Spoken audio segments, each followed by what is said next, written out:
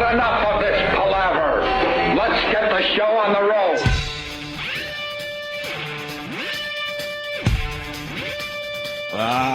Good morning. Hi. Always starts with a good morning. Very good, because it's the Big Friday, I like to say. The Big Friday show. The Big Friday show. Yeah, there's just something about, knowing that that weekend is here. What's great about this radio show? Nothing? We know we're going to start with good morning, and that's it. We don't know what else is going to happen today. That's how the show works. Yesterday we started with a good morning, and it ended with a Hall of Fame wrestler peeing his pants. I mean... Pete Pence. We didn't have that penciled in for the show yesterday. That's what I do. Pete Pence. Oh, God. That kept me up. That kept me up last night. Just thinking of him pissing himself like that. That little spot got bigger and bigger and bigger in his little pants.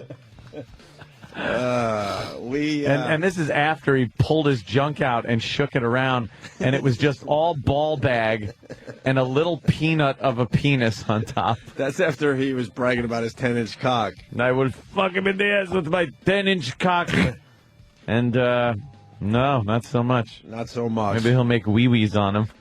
I haven't laughed that hard in so long. It was it was just nonsense the last half hour. And then there was pictures being taken, and one picture wasn't good enough, and then we had to march back in and take more pictures. Yeah. You know, I think he knew he was peeing his pants, and he just doesn't give a shit. You think so? You think he was just completely clueless to the fact that he was wetting himself? Been incontinent. Oh, incontinent. Yes, that's what it's called, being incontinent. Well, I looked at some of the Google alerts. Wow, a lot of Google alerts. That came in. It's about time we're back on the Google alert. Google. But it's for a weird one. A little Googling. Iron Sheik pees his pants on the Opie and Anthony show. Iron Google Sheik. alert. Google alert. World Wrestle Federation PP champion. I'm the greatest PP champion from Terranaran, where we all make PP. Well, he's been saying my name wrong for years. Now I know why. Opune. He says OP. OP. And when he's not saying Opion. OP. OP. Yeah, it made the wrestling news and gossip in the UK in the Sun, which is their big, We're in the UK today? paper. Yes. Little UK coverage? Little UK coverage. What is the UK coverage saying? In England, I think they got... Let's see if this has legs as far as trying to blame us for things. Okay. I'm finding it. Funny. Scanning my... on my iPhone, by the way. Yeah, my iPhone goes to England. Here it is. The Iron Sheik 66 on the Opie and Anthony show. We will have a report in the next newsletter. But on the show... It says they fed Sheik several beers, and he pissed his pants live on the air. Really sad situation. Really sad situation. Sad for who? We didn't feed him beers, though. It was his peeps. Dude, his handlers? I know. They kept handing him beers. Oh, yeah. Well, we found a 6-pack of Becks. Yeah, what are you going to do? And then his handlers were love the Becks. feeding the Sheik. He's a grown man, Exactly. He could do what he wants. You think you could keep up with the Sheik as far as drinking goes? Oh, without pissing myself either. I'll shit myself, but I won't pee. I think you did 8 beers in an hour, Ant. For real. All right. Yeah, that's not bad. That's pretty impressive. That's pretty good. That's pretty good. And he's 66 years old. That's an animal. 67, he kept saying. 67, they put him at 66. I don't think a year makes much of a difference when you're pissing yourself. That's true. He's an animal. But, getting some nice headlines today. Oh, yeah. It's something, last time he was on, it was all just wrestling, and he was a little more politically correct as far as talking about some of his adversaries. Well, he didn't really talk about anything the last time he was on our show. What are you talking about? I know. He just kept reciting the same thing about being a champion. Pleasure for me. Pleasure Madison for Square me. Garden and opening and Anthony and opening them. WrestleMania, I was greatest in the world. And now it's like, fuck him in the ass! With his gravelly fucking voice and his pee-pee pants. We're getting some highlights from the Irish Sheik's performance. Highlights? That's the whole friggin' clip. Every second he was in here was a highlight. I want to hear him talking about pussy again. I want to hear him talking about the Ultimate Warrior. I want to hear him talking about Hulk Hogan. Yeah. And Brooke Hogan. So the boys are working on some highlights just in case you missed it. Hopefully we replay the entire hour with the Iron Sheik over the weekend because it was just please. It was just amazing. And the picture of me, you, and Jimmy with me pointing at the P spot and you're just having a good time. You're trying to actually be in the picture without touching them, but making it look like we're all chums. Yes, if that makes sense. I leaned backwards as far as I could because I didn't want the smell of his urine wafting up on me. So I'm standing there and my feet were pretty much like even with where his feet was. Yeah. But my head was about 2 feet back. I was defying gravity with the way I was leaning backwards. Jimmy looks ridiculous with the belt. He's having fun with the belt. The PP belt. My head's on the. I wrote yesterday that I wrote yesterday that it could be the greatest picture ever taken of us three in studio. Oh yeah. And so many people got a hold of me yesterday, and they're like, "You got to give us a better, a larger print of that." So they all want to make it their better resolution. They want to make it their background on their computers badly. Yeah. So how do we get that done? What'd you take it with?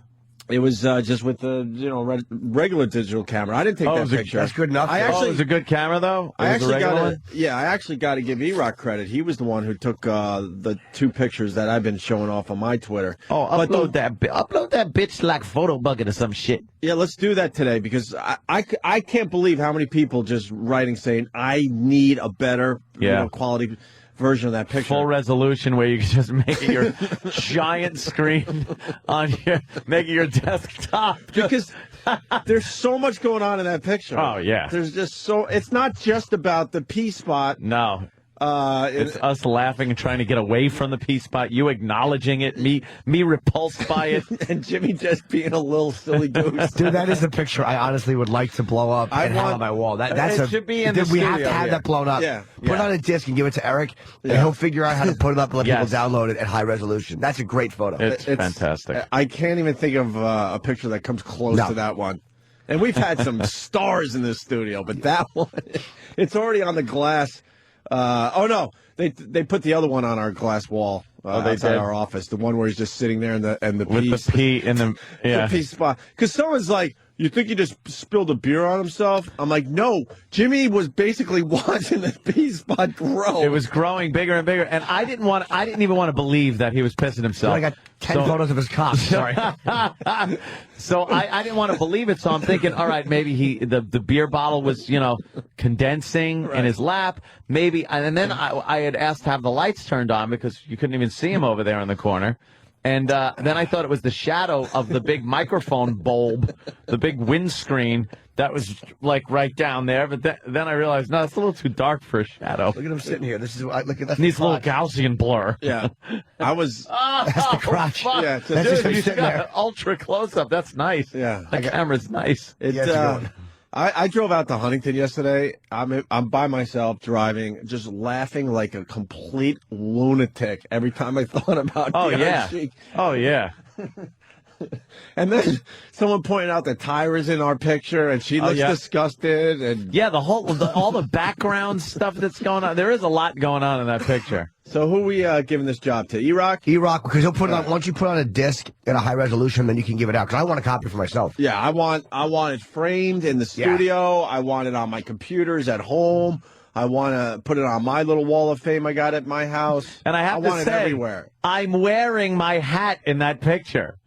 People don't like we're commenting going, "Oh my God, Anthony, the hair looks terrible. What did you do?"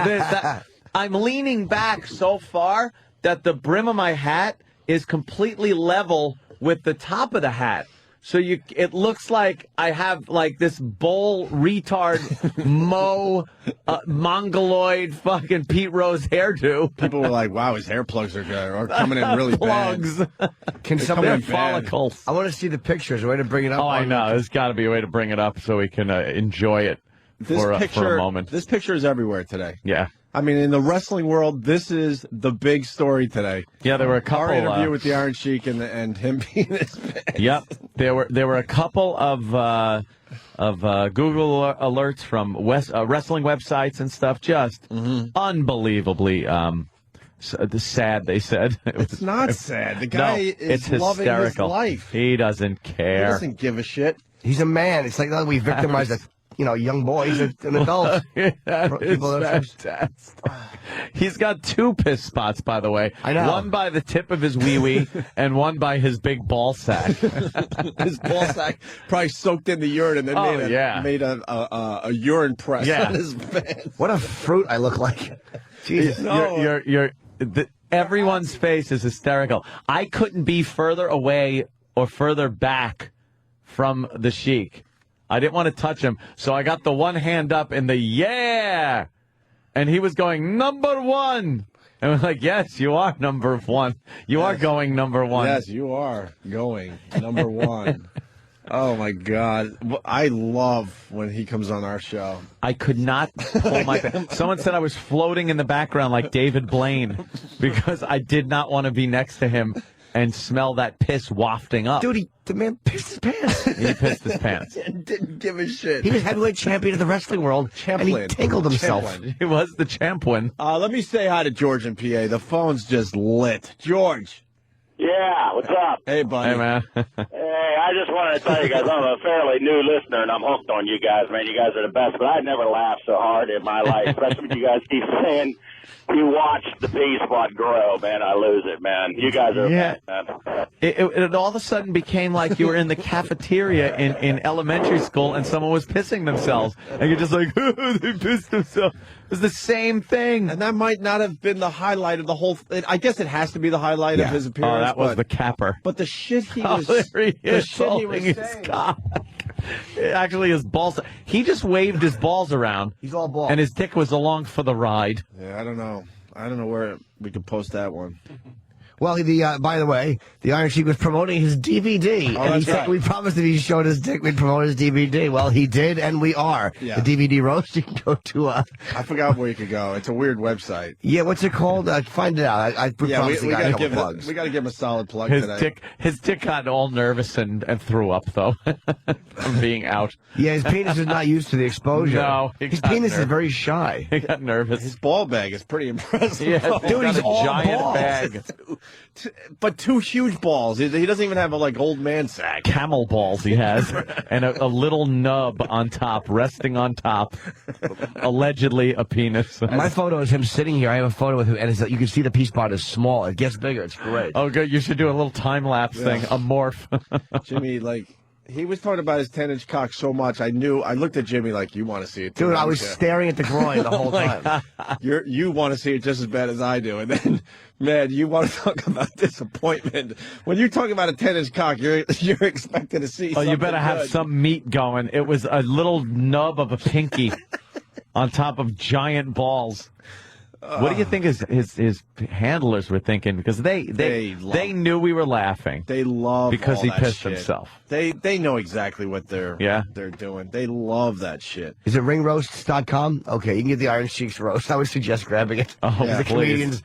Yeah, if you had a good time yesterday listening to the show and you got a few extra bucks laying around, just pick up his DVD. Yeah, support the guy. He's broke. He is broke. And he uses his pants as a toilet. And he's a nice man.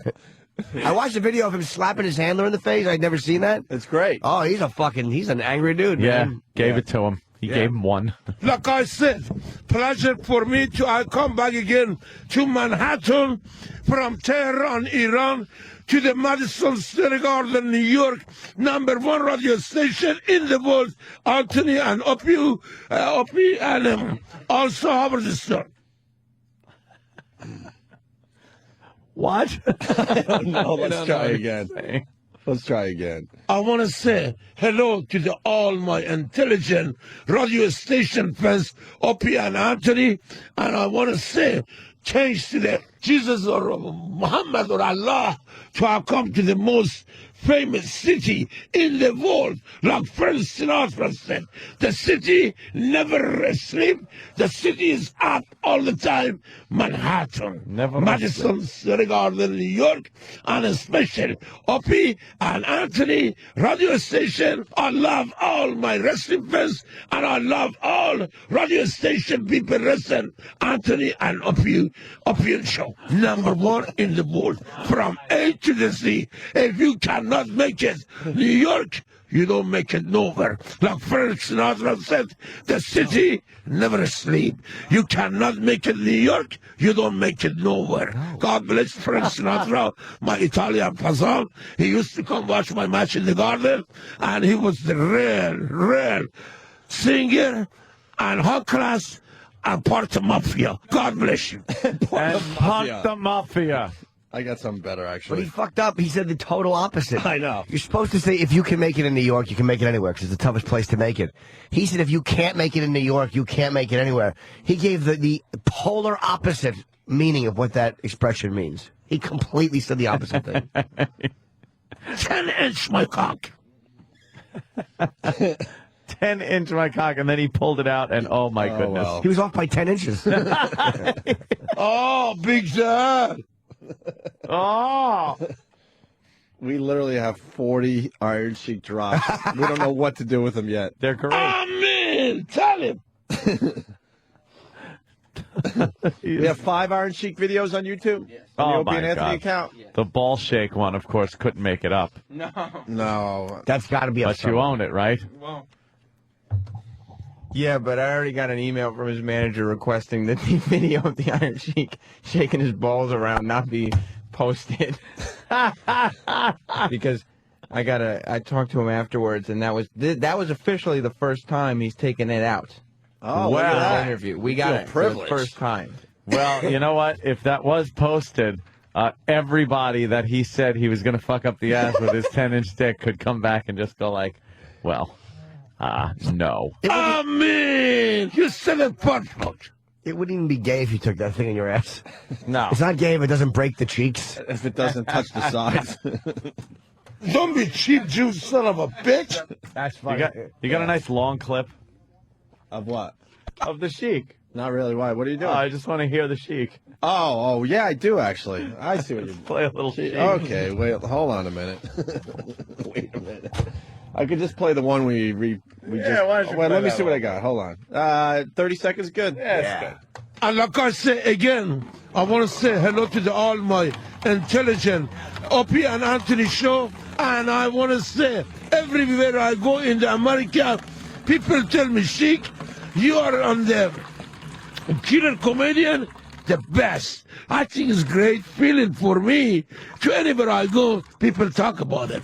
God bless all my wrestling fans and also Anthony and Opie and Anthony radio station. God bless you guys. I'm not going to talk no more, and have a good day. We're such idiots. How old are we? No. It's amazing how How old are we? it's just a man tinkled on himself, I know. and it's the highlight of our time here so far. Oh, yeah. Why is that? Because we're idiots. We're off to a good start in this new building. We also know how his really pants are. feel. Yes, I'm right here. I don't want to see his ass. I don't want to see his fucking cock. That's great. That's a good clip. I like to eat the pussy. Otherwise, I fuck her ass. I forgot that one. What a fucking ringtone that is. Oh, shit. Exactly. Oh, you can make some friggin' phone calls with these, yeah. huh? No kidding. Who can we call it? Great soundboard this would make. We got to call someone and do this today. Exactly. Yeah, exactly. All right, one more for now. We got Who is this? The Iron Sheik! Like, you could really cut those up and make great fucking phone calls with them. 41. I'll play one more for now, and then throughout the rest of the morning, we'll do the rest of them. Fuck her fucking bitch pussy. Yes, Danny?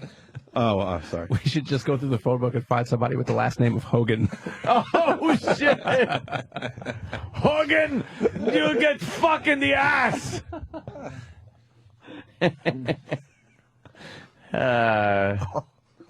Fantastic. That's a great picture. Anthony's clip was too low in the mix, barely audible. Oh, well. What? Oh, I made some pee-pee. Yeah, we'll do it again. I was making pee-pee in a bowl. I thought it was loud and clear. Yeah. I heard it. A lot of people wanted to... Hold on, let's say hi to Steve in Philly. Steve, how are you, buddy? Hey, what's going on, boys? Hey. Hey, we need to take those and turn them into ringtones. Because I need that get into my cock on my phone. Yeah, we're going to do... we'll get some of those clips up somewhere. We'll let you know. And we're also going to get the pee picture up so everyone could have fun with that as well. Hey, Jimmy. Yes, sir. Oh, no. God damn it. Oh, he totally nailed you on that one. Yes, he Steve did. in PA. Steve. Hey, I was listening to the show earlier, one of the recaps from yesterday. The website you're looking for is ringroast.com. Yeah, did we say that or no? Yeah, no, I did say All right, that. well, Danny it's found good. it. All right, it's good we say it again, though. Ringroast.com to get the Iron Sheik Roast DVD. We played a few clips from that before he came in here, and it looked like it's a good little thing. It's a double DVD set, which is always cool, yeah. We're going to change gears slightly. We got Kent the Movie Guy on the phone to give us his review of The Wolverine, which is opening today. What? Opening Friday wide? It's opening Friday wide. Opens Friday wide? Okay. Oh, Yeah, thank I you. just got back from the midnight screening, and fans were disappointed, to say the least. Wow. Yeah. Well, Yeah. What's interesting is I've been reading a lot of critics' takes on the film, and they're all saying it's better than the last X-Men movie, but they're all still giving it 1 or 2 stars. I like the last X-Men movie.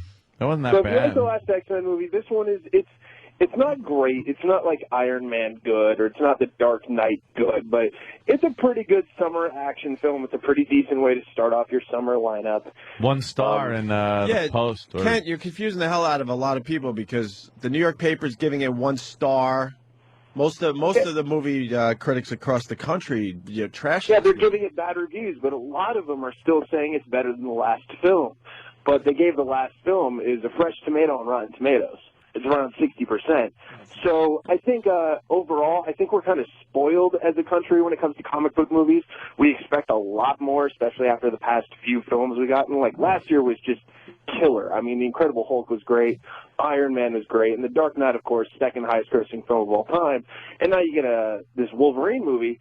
It's not terrible, but it's totally watchable. I didn't like in the trailer the fact that his little claws there don't look as good as they did in the other movies. You know what? That in the trailer, that's from what I saw was a pre-render. Last night it was they look better than they do in the trailer. Yeah, they don't They move actually around went on back. his They knuckles. put a lot of money into it. Yeah, they- Was he running around chopping things up and dicing things with his new claws? What was he doing? Yes, he absolutely was. And I got to say, the last 20 minutes of that film is pretty kick-ass. Wow, They what put a musical lot of number is he effort. singing? what fruity friggin' Broadway show tune Is is he? is he doing this no business like show business with his fucking claws above his head? What is that? Okay, porno. I don't know. Oh, all right. But I mean, if it's a good matinee film, I wouldn't spend full price by any means. Yeah. But it's a pretty good afternoon matinee. I'd say catch it on like Tuesday or Wednesday in the afternoon. But it's not something you want to rush out to see right away. Next week, though, Star Trek is coming out. I have seen that, and that is a better than sex movie, fantastic film. Oh, really? Yeah, that looks great. That movie is amazing. Doesn't matter how into Star Trek you are, that is a perfect science fiction film. Saw that little Absolutely action-packed. that little clip they played on during Lost, which was pretty cool of young Kirk running away from some type of monster, and it looked a lot better than any of the monsters from the original series, I must say. Absolutely. Yeah. It is a fantastic film. So Very if cool. you only got, if you're on a budget and you're trying to figure out which films to see this summer, I'd say wait for Star Trek. That's the pinnacle of a summer movie. It is great. That's going to be the movie. That's going to be the movie. A Yeah, lot of that's people are gonna be gonna huge. Shocked by how fantastic it is. I was looking at all the movies coming out today. They're all clunkers. They're all getting 1-2 stars today. What else is out today? I didn't hear anything.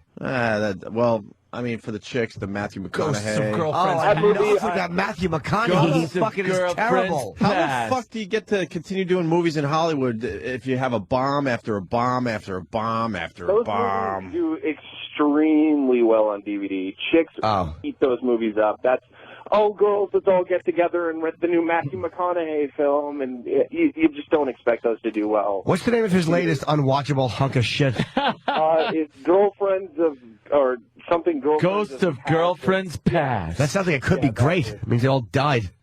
You jerk off to that one. Brian is going to join the conversation here, Kent. Brian in Jersey, what do you got to add to this? Good evening. Good evening.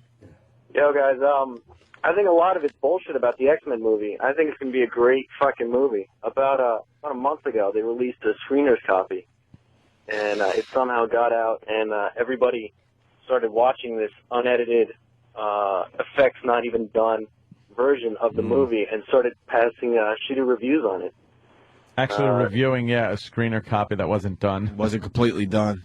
Yeah, CNN actually interviewed me about that. I came into your guys' studio the day after. Right. That's when I came and gave you guys those Blu-rays. And, that version, it's okay. You know? It's you're reviewing a screener copy. It's not a final version. There's about 14 minutes in this film that isn't in that version, and it's okay, but it's not great. It's not as good as the other X-Men movies, really, and it's not, as good as like the Spider-Man films or Iron Man or The Dark Knight. You know what? And I never saw the X-Men movies. They're pretty good. I like them. I like them a lot. But it's one of those. It's one of those deals where, like, you focus on the one, Wolverine or something for the most part.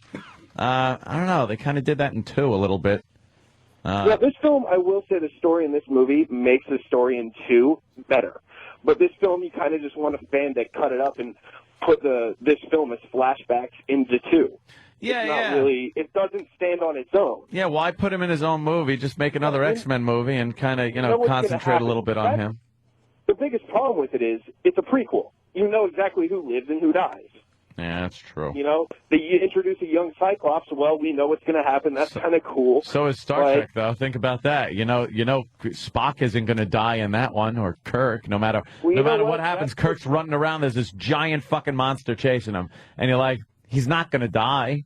Well, that's the interesting thing about this new Star Trek, offshoot is they're taking there's time travel involved. And they're going with the Back to the Future alternate 1985 route. Oh, good. So Spock comes back into the past with Romulans, and because of that... Don't ruin it! Yeah, really. I'm not. Yes, really you not. are. I didn't know that, so shut up. What didn't you know? I told you guys that when I was there. I don't care. I forgot.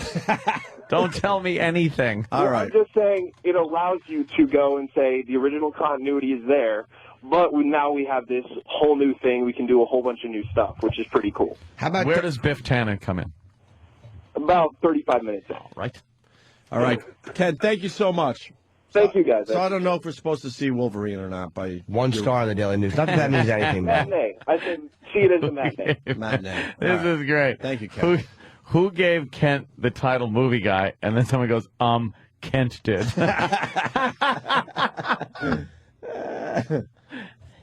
All right. Hey, someone is suggesting. Where is it? People are saying. Where the fuck is it? Oh, okay.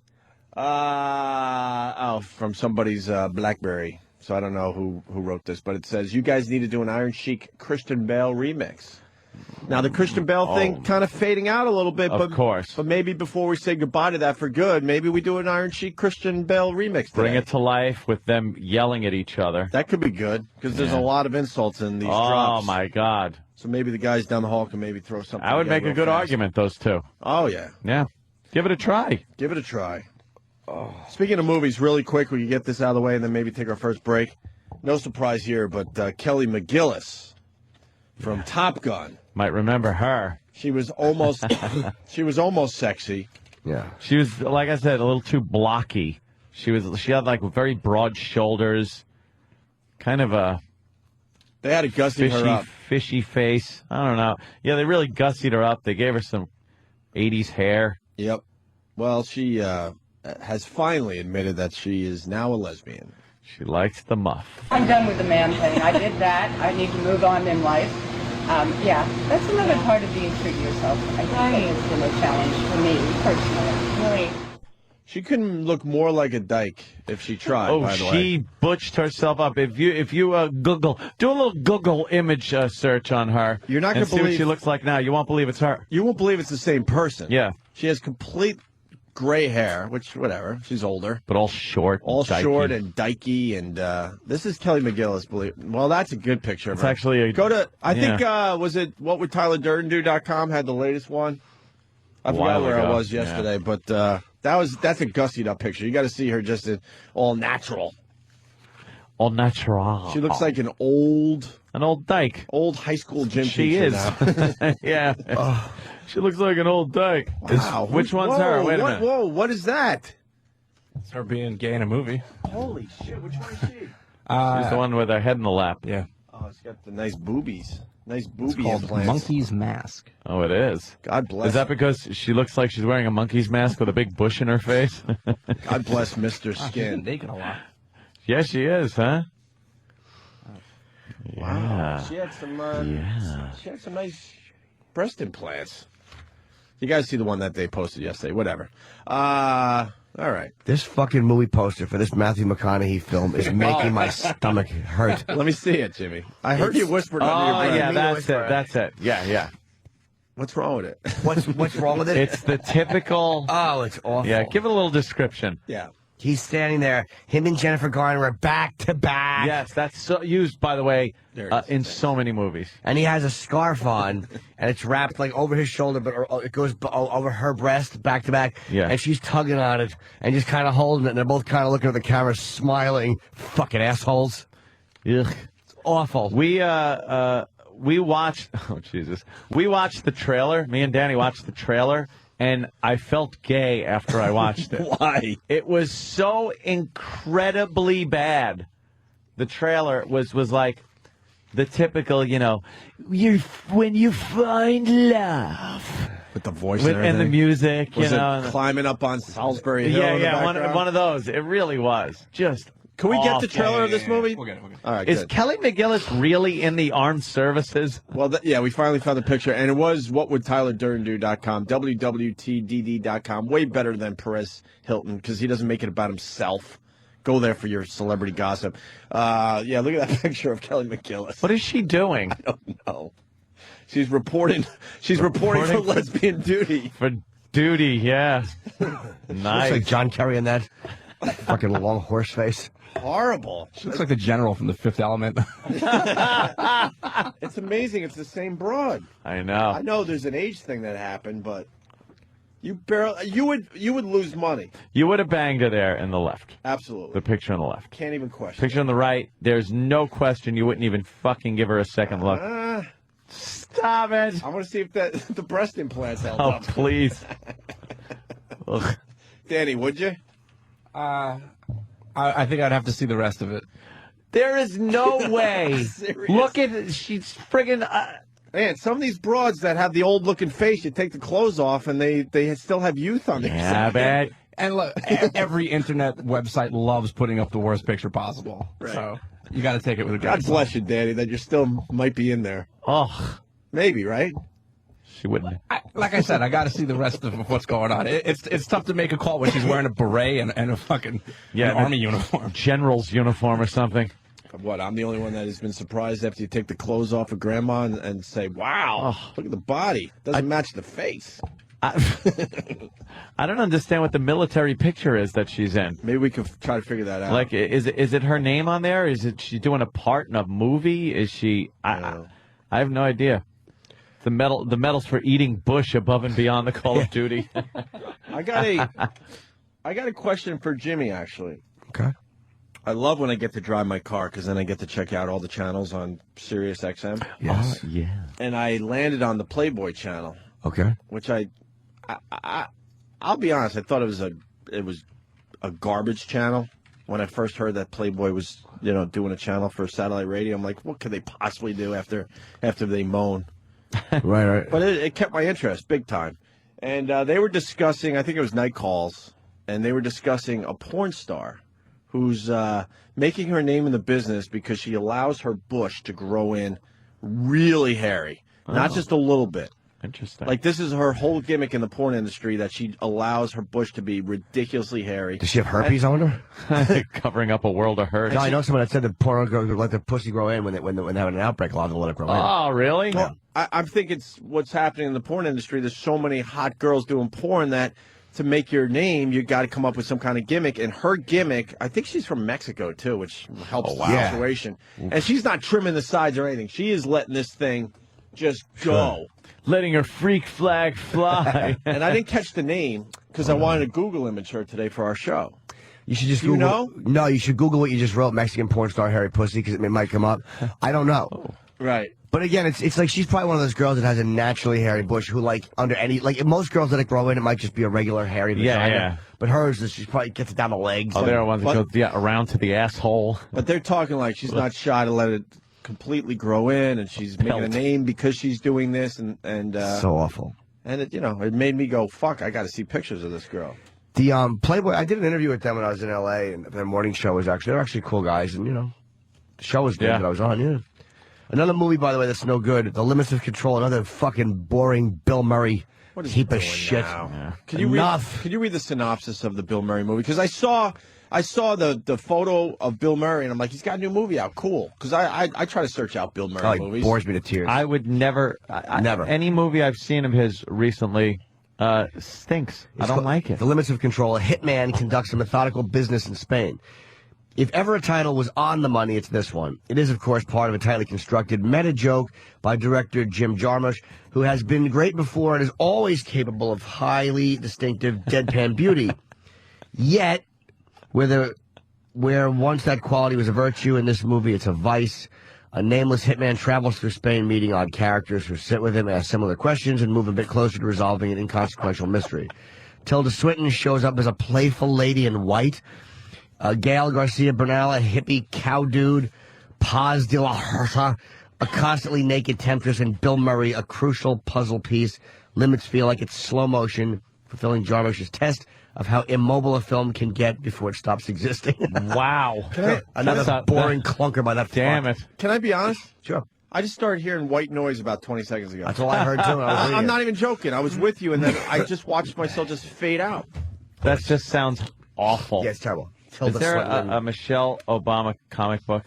Is that what I'm seeing on CNN? We'll find out. Oh, my God. That's got to be looked into. And that picture, by the way, of the... what is that? That's General Monroe from The Fifth Element. From The Fifth Element, and Kelly McGillis is hysterical. He also played Kehoe in 48 Hours, by the way. That's the guy. I forgot who it was. Well, the picture of Kelly McGillis is from the L Word, I guess. I guess she starred in the L Word on... Oh, did she? What was it, Showtime? Yeah. So that's where that picture came from. And when can we get the when can we get the Ghosts of Girlfriends Past? I want to hear that trailer when we come back. You've got to hear the trailer. Horrendous. You've got to hear the trailer audio. It's fucking got to be awful. We absolutely will do that. So unfunny, so uninteresting. Ugh. It's like a Matthew McConaughey trying to be charming. He tanks in everything. We're going to do the Christian Bale, Iron Sheik remix. Pleasure for me. We'll do the trailer of that movie. We got to get into the swine flu stuff again today. Joe Biden, what did I tell you about this guy? He's a retard? He is a retard. They trudge him out every few months and he says something stupid. And then they go, all right, guys. Back. All right, back in your office. Back in the basement. Shut up. He is really incompetent, that guy. Boob. Oh. Yeah, we'll talk about that next. It's food time. Opie and Anthony. More montages. Top Gun, yes. One of the greatest montages ever, probably. That is the gayest movie ever fucking made. Under the guise of not being gay. Of being manly. Right. It was fighter jet pilots. Why would you play this and not Danger Zone? On a carrier. Oh, volleyball scene. Wow. And all that stuff was supposed to hide the gay undertones. The complete gayness. Somebody recut, they took all of the most gay portions of this movie and just put it together into like a 4 minute. It's the whole movie. It's everything but the planes. Everything but the credits and the gaffer's name. There really is a lot of parts to this movie where you're just hilarious. like, what's going on? Top Gun homosexuality. Hey, what is that, Quentin? Yeah, he starts off the video that I was talking about starts off with him explaining why Top Gun is the gayest movie of all time. Yeah, I want to You hear ready? what Quentin says. Yeah. What's the film about? What's it really about? What genre does it take? What like the spine? The spine. Like one sentence? Like no, I don't fucking Boy Meets Girl. I don't give a shit about that. Fuck Boy Meets Girl. Fuck motorcycle movie. No, what is really being said? What's really being said? That's what you're talking about. Because the whole idea, man, is subversion. You want subversion on a massive level. You know what one of the greatest fucking scripts ever written in the history of Hollywood is? What? Top Gun. Oh, come on. Top Gun is fucking great. What is Top Gun? Do you think it's a story about a bunch of fighter pilots? Yeah, it's about a bunch of guys waving their dicks around. It is a story about a man's struggle with his own homosexuality. That is what Top Gun is about, man. You've got Maverick, all right? He's on the edge, man. He's right on the fucking line, all right? And you've got Iceman and all his crew. Right. They're gay. And they represent the gay man, all right? And they're saying, go the gay way, go the gay way. You go both ways. What about Kelly McGillis? Right? Kelly McGillis, she's heterosexuality. She's saying, no. Go the normal way. Play by the rules, go the normal way. And they're saying, no, go the gay way. Be the gay way. Go for the gay way. All right, that is what's going on throughout that whole movie. He goes to her house, right? All right, it looks like they're going to have sex. You know, they're just kind of sitting back. He's taking a shower and everything. They don't have sex. He gets on the motorcycle, drives away. She's like, what the fuck? What the fuck is going on here? Next scene you see her, she's in the elevator. She is dressed like a guy. She's got the cap on. She's got the aviator glasses. She's wearing the same jacket that the Iceman wears. She goes, okay, this is how I gotta get this guy. This guy's going for the gay way. I gotta bring him back. I gotta bring him back from the gay way. So I'm gonna do that through subterfuge. I'm gonna dress like a man. All right? That is how she approaches it. Right. Okay. All right, but the real ending of the movie is when they fight the medics at the end. All right, because he has passed over into the gay way. They are this gay fighting fucking force. All right, and they're beating the Russians. The gays are beating the Russians. All right, and it's over, and they fucking land, and Iceman's been trying to get Maverick the entire time. Finally, he's got him. All right, and what is the last fucking line that they have together? They're all hugging and kissing and happy with each other. And Ice comes up to Maverick, and he says, "Man, you can ride my tail anytime." And what does Maverick say? Maverick, "You can ride my sword fight." Fucking it, man.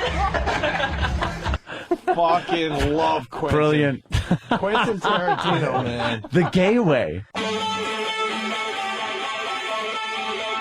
Opie and Anthony Friday. Where's our Friday guy? I want to plug my Letterman's on tonight, too. No, you can't do It's that. on David Letterman. Myself and Kiefer Sutherland, yes. Oh, Jimmy, I was there. It already happened. No, we did it Monday. No, and but it's I on saw tonight. you on stage. I saw Letterman walk over, shake your hand, said you did a great job. It's over, Jimmy. I saw it. You actually saw it on a TV, too. I There's a saw it monitor on in the the- TV, in the, so how could it possibly be on tonight? You were in the future. Oh. That really is like going to the future. I like being in the future. The future. I'm looking at, we've just been perusing celebrities, scantily clad. I'm looking at Dakota Fanning. Not too bad. How old is she now? 14. Come on. No, cute. I say there's potential there. She's not going to be a good-looking... What? Nah. You're out of your mind. Look. You add a year onto that. No, I'm not even going... I'm just saying. No, I think... she's going to be ugly. Are you kidding? She's going to be ugly. She's got youth on her side. No way. I say... she's got that preteen hot. cuteness, or what are they called? Tweens? What the fuck is... Tweens. Oh, wait, here. What's a tween, by the way? Danny over here. Look at this. Kind of like your You taint. tell me she's not going to be hot? Let me see. Yeah. That's got hot written all... Dude, you're talking to a fucking expert. I don't know. You're talking to an expert in this field. I am the Dr. Michu Kaku of underage girls. All right, why don't you keep it to yourself? Jesus.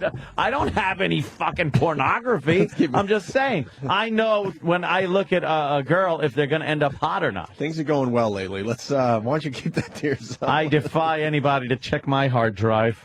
Go ahead. It's nothing but stuff Gary Glitter would enjoy. I did not make that. Is not Jim Norton saying that. Jim Norton does not want his hard drive looked at. Oh, okay. Let's go to Allie Lohan. Yes. Yes, 15. She's got some bikini pictures up. Yes. On what would Tyler Durden do? WWTDD.com, a great site for celebrity gossip. And let me tell you something with this. Dumpy looking. He made a very good point. Dumpy looking. Look at her dumper right there. Her face is like homely. Oh, fuck the face. She sucks, and the freckles get in the way. I was telling Anthony, freckles could get in the way. She doesn't have as many as a Lindsay. But it's Lindsay's younger sister, and the mom is pimping out these daughters. And what does Tyler Durden say about this? He had a very good quote about what the mom's doing to this 15-year-old. She's 15 and dressing her up like little whore bag, like a little whore bag. She's in a bikini there, and the Lindsay, the low-end girls are a little lanky. They kind of look like Close Encounter aliens. They all have very nice cans, though. Yes, nice yes, cans. yeah, nice yeah, cans. yay. Danny, just go back to that. He had a nice quote about. Could you read that for us? I can't read it from here. It says, these pictures of Allie Lohan must have been processed with magic because for the first time ever, she looks sort of effable. I know she's 15 and you're not supposed to have sex with 15-year-olds, but it was her mom's idea to whore her up like she was 35, not mine. There you go. Well, she's got ample breasts. She's got she's laying on her stomach on a surfboard, a nice shitter. Showing off the ass. That's the only reason she's laying down on a surfboard. And then walking in the surf. Kind of with her head turned, nice stride going there. Looking good. Looking completely fuckable. That big stupid face of hers. If I was a teenager, I wouldn't even like her. No? She's like a dumb Pittsburgh girl face. Just a big, stupid, mopey teeth sticking out. Does Pittsburgh have big-faced girls? Just to get a lot of Pittsburgh girls that like that whole like. You know when someone's just sitting there gazing off and their teeth are out of their mouth on their lip like... Allie Lohan, Lindsay Lohan's she is stupid looking. Sister. That's what people are kind of asking. Who are you talking about? You can see it on WW. It's WWTSD. Oh, okay. See, look at that. Oh. No. WT. WW. Oh, I know what it is. Wait. What do I win when I get it? I know exactly what it is. What? This is a celebrity gossip site. What would Ted Sheckler do? You should start that site. Yeah, so we were perusing during the commercials. Mel Gibson's chick. What are they speculating? Perhaps pregnant. No. Wow. If he wrecks that body that quickly. What a dope. Why would he do that? Is fucking because he's one of these. Because I'll tell you why. He is Catholic, like a ridiculous Catholic, and he probably doesn't wear a bag. No bag. And he doesn't pull out, and he doesn't do anything. He probably pumps fucking creamy loads into everything he sleeps with. He's been with that wife forever. He probably sticks the head in and comes when he's looking at what he's fucking. He pumps his jizz like he works for Krispy Kreme. Shit. Fuck. Be more funny. I couldn't wait to get that Punch up a picture of that girl. Fuck. Krispy Kreme. I hear she's pretty good. Krispy Kreme. Fuck me. Nothing wrong with a Krispy Kreme donut. Damn it. Sorry. Do you like Crispy Brinkley? That's her after a fire. Oh, and you heard the excitement, too. I couldn't wait. Yeah. Iron Sheik interview. We got a few highlights. Iron Sheik. We got the Ghost of Girlfriend's Past We have trailer. to hear that. The trailer. And we got Joe Biden and the swine flu. Joe Biden, widespread panic, just going God, crazy. Danny, don't do that saying to us. something stupid. Good Oh my God! Don't do that to us. That is what Oh my God! Mel Gibson Don't do that to us. is fucking. We did this. People are going. Is this a best of? No, we're just looking at her again. Is there anything better when a girl makes a U with her body? Yeah, she's on her elbows and her knees, and her the arch in her back is exquisite. God. Her tits are kind of like hanging perfectly down behind her arms a little, and that ass is perched up just saying, put it right in there. And that's Put it in! And that's why I do yoga every once in a while. If you need to ask, look at this picture. I have no idea where the similarity comes in with you doing yoga and me looking at her picture. Well, I want to see a photo of you like that. If you've ever been in a yoga class, you'll see a lot of twisting and turning. And and girls not being Yeah. shy about putting their bodies into some fun positions. Who's that? For you to look at. What's that? That's supposed to be her. From what Travis is saying is that the bikini girl that they were reporting, this not one her? is not her. Are you shitting me? Who's that bitch? But this is the one that Who's Mel every Gibson tabloid fucking? was reporting was the one that he was banging. You know, her panties are tied up her ass there. You think she's getting a shit stain on her? I hope so. On her nice panties? Wouldn't you take that and just... Yes.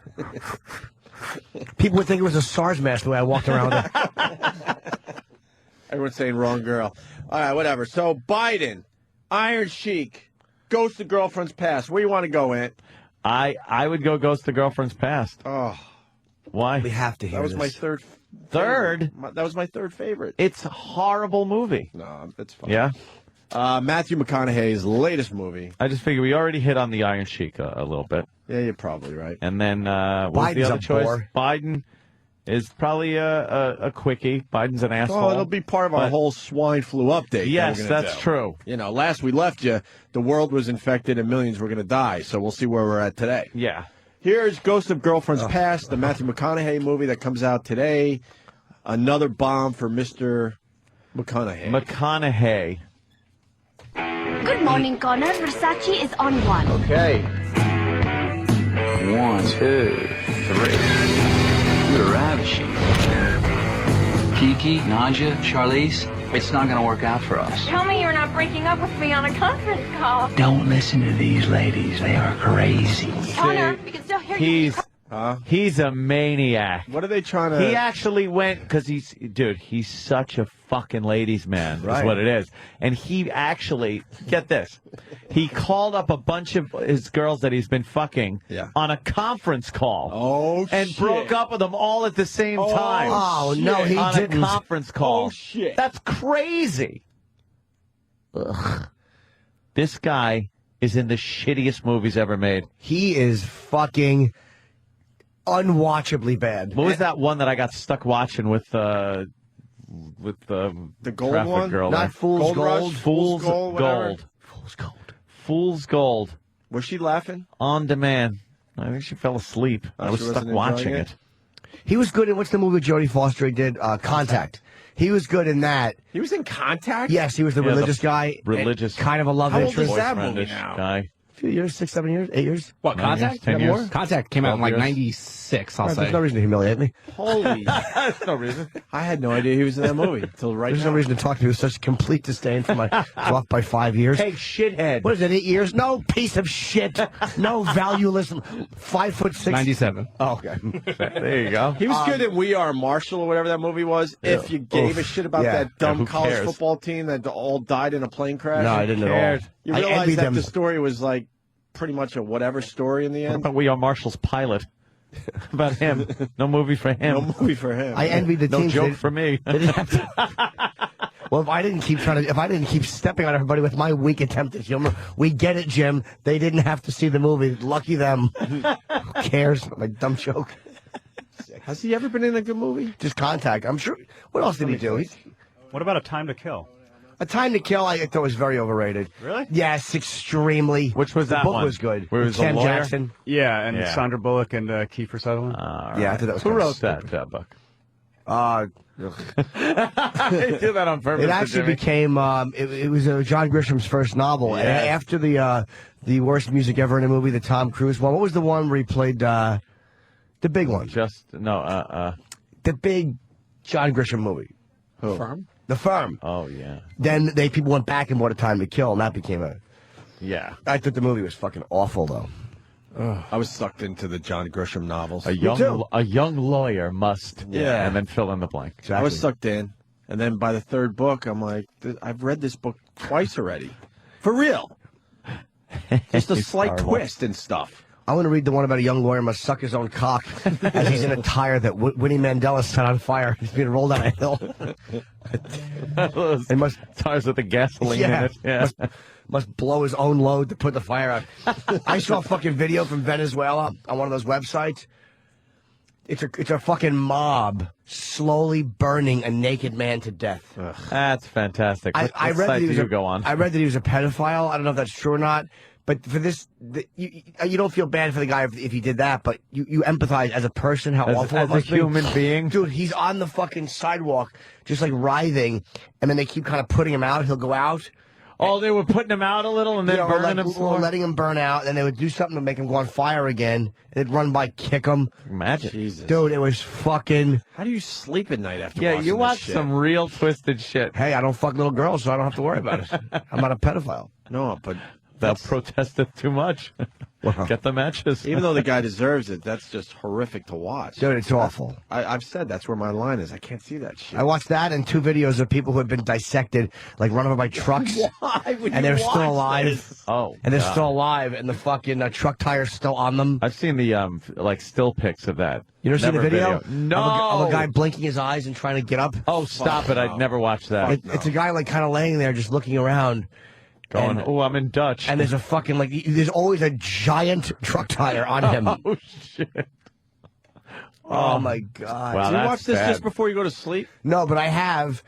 The other night I did. I woke up early. My girlfriend can't watch it. No girl I've ever dated can watch it. No. Most guys can't watch that. For real. It's horrific. There's a small percentage of you guys out It's there that really watch bad. that crap. It's upsetting. Where did you? Was that titled "Where Did Your Vagina Go"?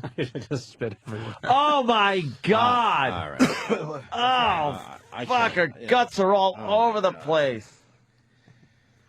Wow, that is really Oh, is she bad. alive? She's still alive Wait. a little bit. Wait a minute. I don't know if she's alive. I think I still grabbed her alive. tits. Her legs are off her my bones. God. Yeah, that's obviously, What, a the guy's tiger grabbing attack? her tits? Is he feeling her up or That's not trying to what it make? looks like. He might be, administering some kind of CPR. Who knows? He's just trying to get he's just No, trying he to get a couldn't good be. picture for his Facebook page. Hopping a feel. Can we go back to the ghosts of girlfriends past, Yeah. please? Well, this is That is a fucking mess. I can't even look at that anymore. Wow, I'm yeah, gonna she was throw obviously in up. some sort of an accident. It's not Ow. good. She's not doing well. People come apart. So, Ann, what have we learned about Matthew McConaughey? He's a Oh, he's a wild, womanizing kind of guy. He's a photographer, of course. He's a chick magnet. Yeah, chick magnet.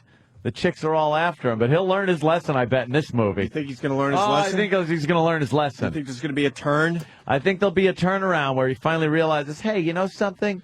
This isn't what life is all about. But I'm speculating. Right. Yeah. Yeah. He's got to learn some way, though. Well, I don't want to see this. What are we looking at now? I want to see listen to the trailer. Oh, okay, good. They are crazy. Connor, we can still hear you when you cover the camera, you know. I didn't think you were going to make the rehearsal. Yeah. Connor Mead. Jenny Parati. The If you do music. anything to detract from her wedding, I will sneak into your room in the middle of the night and cut off your favorite appendage. Now, the first part sounds nice. Wait, can you? The first part sounds nice. Sounds That nice. fucking awful, fucking flirty voice. First part. First part. And it has one of the worst things that I know Jimmy hates in movie trailers when the music's going and then the music stops. Try to put in the funny line, and then continue the music. Hey, I don't like that. Joke. Oh, ugh. Now, the first part sounds nice. This is going to be tougher than I thought. Is that promoting this movie? Tonight, you're going to be visited by 3 ghosts. Look away. You're dead. Whatever happens to you tonight is for your own good. Now we're talking. Hi, Connor! Who are you? See, now, What happens? now he's going to be visited by the ghosts of girlfriends past. This is Scrooge. Yeah. Yes. Yeah, yeah. This is Scrooge with chicks. An updated version of Scrooge. It's a chick movie Scrooge. But you don't get to see breasts because it's a chick flick. Well, of course. Well, it's like kind of like The Night of Christmas, where it's Matthew McAllister has a bunch of girls come back and sees him. Matthew McAllister. I like Matthew McAllister. He's very good. I like the funny part about the appending and he likes the first part. That made me laugh a lot. And Michael Douglas just looking like his father. Oh, yeah. He looks just like Kirk Douglas. He gave up on the Hair dye. The hair dye, On right? the Grecian formula. Yeah, let's hope he doesn't behave like Eric did. Hi, Connor! Who are you? Oh, I'm like the ghost of girlfriend's past. I tickle a little bit. I'm gonna take you back through all your past girlfriends. We dated for 2 days. For an hour. For 48 seconds. Oh my God, it's Jenny. Hey. Watch this move. Watch this move. We'll go out. We'll have a little dinner. What do you say? We gotta button you up. You look like a gay pirate. This is the moment you truly fell in love with Jenny. Be a butt pirate. You completely let her in. So you did what you do best. You left. From New Line Cinema. I'm sorry. This guy's voice. You're actually apologizing, aren't you? What if you could relive your past? I'm gonna keep it forever. I don't think I said that. I'm gonna keep it forever. Okay, I get it. What if you could listen in on the present? When I see him again, I am just right back to where I was before.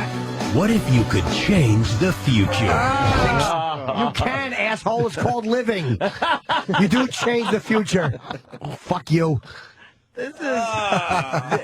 What if you could? That's fucking voice he's got. Terrible. That horrible. What if? What if you didn't have to see this movie? The broads are gonna love this. They're gonna be all over it. It's just this fucking big foreheaded asshole walking through with his stupid fucking Jimmy Dean hairdo, looking at a bunch of pretty girls he banged. And this self-congratulating fucking stupid movie. Look at me. Who wants to see this shit? That Awful. fucking haircut is enraging. Awful. Future. Pictures of you. No. You're supposed to be with me. She was always supposed to be with me. What we used to be. No! Matthew McConaughey, Jennifer Garner, and Michael Douglas. I can't believe it. You kept it. Ghosts of Girlfriends Past.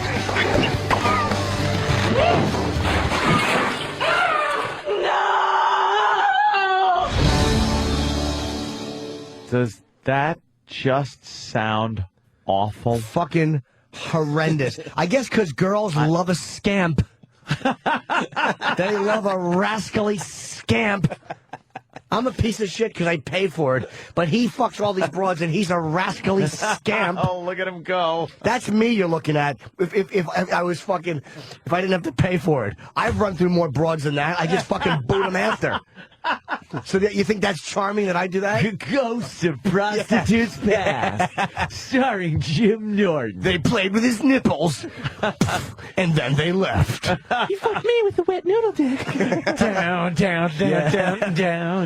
He just put the head in and moved his hips back and forth while I teased his nipples and pretended I was anywhere else. Suck my cock. Yeah. Down. Yeah, and it's not me saying it, it's the tranny. I have a wacky look on my face. What if you didn't get syphilis? Horrid. Do we go? Fucking awful. Can we find the Family Guy clip? Dominic on Long Island. Dominic. Good evening. Good evening. Hey. Good evening. On Family Guy, they have an episode where Stewie went after Matthew McConaughey. They was sitting at a diner, and Stewie was like, "You suck. You suck." Yeah, maybe we could. It might be worth the watch if you guys are interested. Yeah, we'll take a look and see if it's worth throwing on the show today. Worth the beak. Thank you, Dominic. Oh, okay. You're welcome. All right. Apparently, Emma Stone is one of the girlfriends, and she was in an episode of Lucky Louie. I remember her. She was actually sexy. She was she played like this snotty daughter of Mike and Tina. Yeah, Shannon. Oh, right. Yeah. She was a sexy girl. Yeah. I do remember that episode. Yeah. All right. Joe Biden. Let's do our swine flu thing. A little swine flu. Everyone okay? Anyone got the sniffles? Jimmy has I'm a weird. sick. I've been sick all week. Jimmy's got a weird throat You thing don't have a happening. fever, though. No fever. I just got a sore throat. I was coughing, and I'm very congested. It's a cold. It's nothing big. I don't Oh, my care. God. Get to the hospital. I don't fucking. I'm never sick. So when I am, I fucking just take it like a man. Fucking. You know that half the Up the cases ass. are in New York Yeah. City? Half the cases of the swine I flu? wouldn't care if I did have it. What are we up to, 100 for the... Because of our diverse fucking city that we have. We're so diverse. Well, you got people flying everywhere. There's 8 million of us, To the city, course. right, you know. So where are we at, Ant? I didn't watch the news last night. I was too busy doing this and that. A few of these schools that have been, that's pretty much been the big thing for New York, have been the schools. Closing the schools. That's where they've gotten, that's where a lot of these cases have come up. Because, they're in close contact. They went to Mexico. There's always this Mexico tie-in. And they said that the people that were ill at the schools have, without hospitalization, without medicine, except over the counter, make me feel better shit, are getting better. And there you go. It's running its course is what this is. It's not this fucking killer plague that's going around. And these cocksuckers, because I'm looking at 8 TVs in here today. Yeah. Yesterday, every single TV we had on 8 different channels were all about the swine flu, the graphics, this live reports from here, shots of Mexico. And I swear to you, the coverage today is almost non-existent. Barely there because it's starting to die down. Already? Already. But Tuesday, Wednesday, they had it as a pandemic, and it was going to affect the whole world, and this was going to be a big problem. What do they say about human? Definitely having deaths. This is a human. What was the threat to humanity? Threat to humanity, right? Threat to humanity. Well, do you know, I heard a guy define pandemic, which what technically a pandemic really means. And it's when one person passes to another person in Mexico and then in the U.S., then and if that happens one more time in Europe, that's technically a pandemic. Even though so 3 people can be sick. Or 6 people. Yeah, it's that fucking minor. They might have to redefine the word. Yeah, maybe. Because pandemic to me is like, holy crap. People freak out. I am legend type shit. Yeah. People freak out. And then yesterday, the big story also was somebody that went to Mexico with the Obama delegation when he was down there came down with it. Mm-hmm. This was back in the middle of April. Came down with it, did not fly with the president, never got within 8 feet of the president. It was a big story. Was the president close to this man? But this guy went home, spread it to his wife, his kids, people at work, who then they said, who all, again, without hospitalization, got better. Mm-hmm. It's a flu. It's the flu. Could we get Dr. Steve on the phone today? I'd love to. Dr. Steve? He'll set everyone straight with this swine flu thing. Dr. Steve gave me a great birthday present. Ooh, what was it? Triumph of Will. What is that? It's the big Nazi propaganda movie that was made back in the 30s. Is it cool to watch? Oh, yeah. It's history. Yeah. Shows Nuremberg, all those fun parties they used to have, I guess. A lot of people. Can we get that queer on the phone? Yeah, let's get Dr. Steve on the phone. Joe Biden, though. Yeah, this guy hasn't shown up. I mean, the economy being the way it's been, sometimes Obama putting his fucking foot in his mouth, all these stories coming up with Guantanamo and all that, and torture, nothing. No Joe Biden. And now he finally pokes his periscope up for a second, and he fucking says something stupid. You and I were discussing this before the show. Triumph das Willens! It's on YouTube. Yeah, of course. You and I were discussing this before the show, and we haven't seen Biden since Obama had to do, and we don't remember exactly why, but there was some kind of press conference and Biden was just yapping, and Obama had to step in and go, no, all right, Joe, all right, now, Joe, okay. Now, Joe, I think it was something about, hey, by the way, Hillary wasn't the first choice for Secretary of State. Or something. Oh, Joe. All right, shut up. the fuck up. And they hit him. And we've said on this program that Joe Biden eventually is going to be a major problem, and you're going to see them switch out vice presidents. He's a huge liability. If Obama, who knows if he gets reelected, no way does Biden do a second term with Obama. There's no fucking way. He's just honest, I think, O'Biden. Like, he just says what's on his mind. O'Biden? Yes, O'Biden. He's the Irish counterpart. He comes in.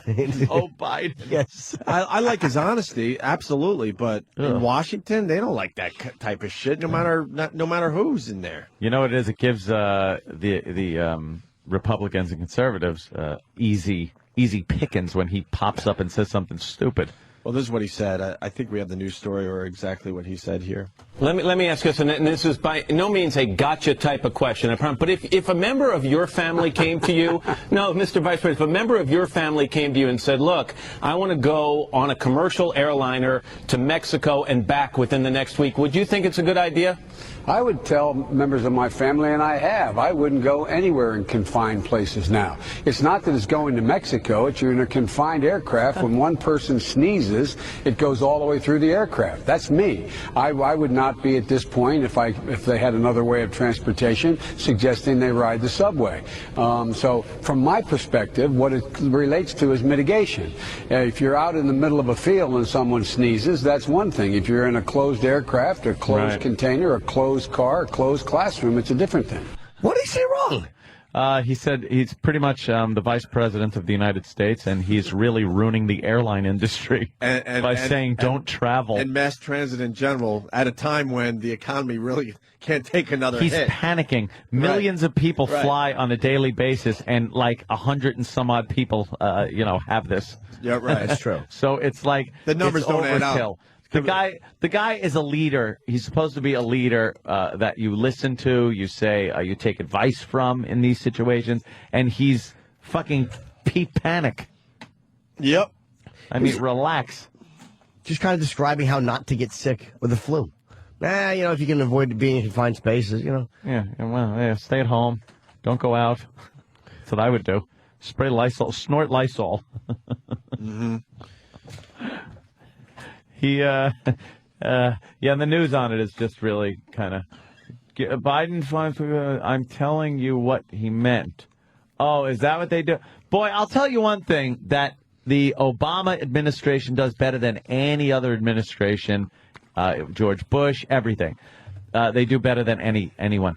Telling us what people meant after they say something really fucking stupid. Because his administration is they're saying a lot of stupid shit. Yeah. That Homeland Security bitch they got in there is a dummy. She's a dummy with zero qualifications to be the head of Homeland Security. She's uttering these moronic fucking phrases on a daily basis. And then there's got to be other people going, no, what she meant was this. Well, the media's not attacking the same way they did. Hell no. With conservatives any more than they're fucking mentioning the racial bias case of Governor Patterson. Oh, my God. Firing the white photographer to hire the black one and then settling out of court for $300,000. Yeah. Once again, the fucking pathetic biased media isn't talking about that What does the he same care way. what a picture looks like anyway? Exactly. The guy can't even see him. The guy could have just been standing there going with his mouth. Yeah, he doesn't care. Oh, the white guy could have taken great pictures. What did he think? There was going to be the white photographer wasn't going to show him in a good light? So get a black guy and he could fucking be chummy with him? I don't know. Stop it. Disgusting. Well, thank God he only had to pay out that much money and not be chastised in front of the entire nation as a racist. $300,000. Is that taxpayer money? Of course it is. Why the fuck should we have to pay for the governor's making what is a racist decision? Why the fuck shouldn't that come out of his pocket? Yeah, it should. God, is that annoying? So a lot of pencils to make that kind of money. That's funny. Stand there with a cup shit there, fucking waving. But get mad at fucking Fred Armisen for doing a blind thing about you. Yeah. Comment on that. Let's hear you talk about your fucking. Let's hear you talk about your settlement out of court. Talk about that the way you talked about SNL making fun of blind people. Yeah. Fucking asshole. We're going to go back to the Iron Sheik. Iron Sheik. Time for a few highlights from yesterday's appearance. You want the Hulk Hogan stuff? Oh, that was This is the wrestling, classic. The wrestling site's picking up on all the stuff he said about Hulk Hogan on our show yesterday. Here we go. The Iron Sheik. And Kennedy McMahon said, Sheik, put him over. I know he's not your class. He's a bodybuilder. The guy used the Jews, testosterone. The Jews? He's not my class. And then I lost my belt for $1 million to that Hollywood blonde jabroni faggot, Hulk Hogan. Oh, boy. You don't like Hulk Hogan there, Iron? All right. How can I love to that? The man, he put the baby oil top of her daughter, boss. Oh, right. Or he have a sex with his daughter, girlfriend. What kind of fucking man he is? So I love this son of a bitch. Hulk Hogan, go fuck yourself. You can't even suck my 10-inch cock. Well, the 10-inch cock thing again. And then he continued. So how about his wife? His wife is... His wife, she's a gold digger. But before that, she was good lady, very nice lady. No. Now she fucks the pool boy. Oh, man. But wait, let's get back to you. Wait, She's a fucking gold digger. I wish I could fuck that bitch because she needed 10, 11 cock to fuck her fucking bitch pussy. Oh, and he wasn't done. That pencil gig and leak, pencil dick neck, if he was not from Hulk Hogan, if he was not from our Sheik, and still you be in the gay bar bouncer. He's kind of Hollywood and soft. Don't you think, Hogan? He's not like a real wrestler. He's a Hollywood kind of soft guy. He's a fucking shithead. He's a drug addict. He put a testosterone deco in his butt. That body's artificial. I'm 67 years old. What? I can kick his butt right now, even I'm handicapped. We got Dr. Steve on the line here. We're talking about the swine flu. Dr. Steve, how are you, sir? Hey, guys. Hi, Steve. Follow the Iron Sheik. Yes. I'm sorry about that. Bad timing on our part. A little incontinence going on there with the Iron Sheik. So let's get the facts out there. The swine flu. Yeah. The ABCs. What are we worried about here? Well, okay. This is one of those viruses that pigs have all the time. It's actually what's called endemic in the pig population. Iraq flu. The pig farmers have a vaccine for it, but we don't. And so this is a virus that has jumped from them, from the swine population to the human population. We've never been exposed to it before. The flu vaccine that was out this year won't cover for this. So, even if you've had the flu vaccine, you would be susceptible to it. Now, the reason everybody got scared about it is because in Mexico they had 1,600 cases and 103 people died. But the thing is that we have to remember, and that's about a 6%, lethal rate. The thing that we have to remember is that's Mexico, and they may have had way more cases than actually got reported. A lot of people could have had mild disease, and if it was, if it was really 16,000 people that had the virus, and only 1,600 got reported, then the lethal rate is a lot less. Right. Does that make sense? Yes, yeah, of course. Sure. And plus, it's Mexico. They could have died of other things. Could have been a guy on the way to the doctor. It's just weird that it's not been as severe up here. And that one kid that passed away in Texas actually was visiting from Mexico. Yeah. Oh, really? So, yeah, he wasn't even one of your regular old Americans there. Well, but I mean, but it's still a mystery why it seemed to be so much more severe there. But of course, we've only had 109 cases in the United States as of yesterday at 10:30. So we'll see today. Now, what we're looking for is a geometric progression. If you saw The Hot Zone or whatever that movie was, yes. You're looking for it to go from 30 to 60 to 120 to 240 to 480, and that would show kind of a geometric progression. Now, the day before yesterday, we had 90 cases. Yesterday there was 109, and that so far doesn't show that kind of progression, but it's still a very few number of cases that have been reported, so it remains to be seen. And I'm hearing now that a lot of people are just kind of sitting it out, taking some over-the-counter medication for symptoms, and then just getting better. Yeah. Well, most people will do okay with influenza. The ones that are at risk are, young kids and pregnant women and old folks with chronic diseases and stuff like that. Although, if your immune system is just adjusted just wrong, it can really hit you hard even if you're young and healthy, but that's unusual. Like Robert Reed would have had a hard time with this. You're right. Yeah. Exactly. That's exactly right. Shit, now what was I going to say? Oh, shit. Oh, boy. The wheels. No, it's okay. The good thing about this virus is it is totally susceptible to the two big antiviral drugs that we have, which is Relenza and Tamiflu. Yeah. And Tamiflu is the pill. Relenza is the inhaler, where you inhale 2 little capsules twice a day. And but you got to get it early. And the symptoms, let's talk a little bit about that. The symptoms are, a fever greater than 100.5, cough, sore throat, muscle aches and pains. Might have nausea and vomiting, but usually doesn't, but could. But a fever of 105 or more? No, 100.5. 105. I don't You're have hallucinating. I have a sore throat and sniffles and a cough.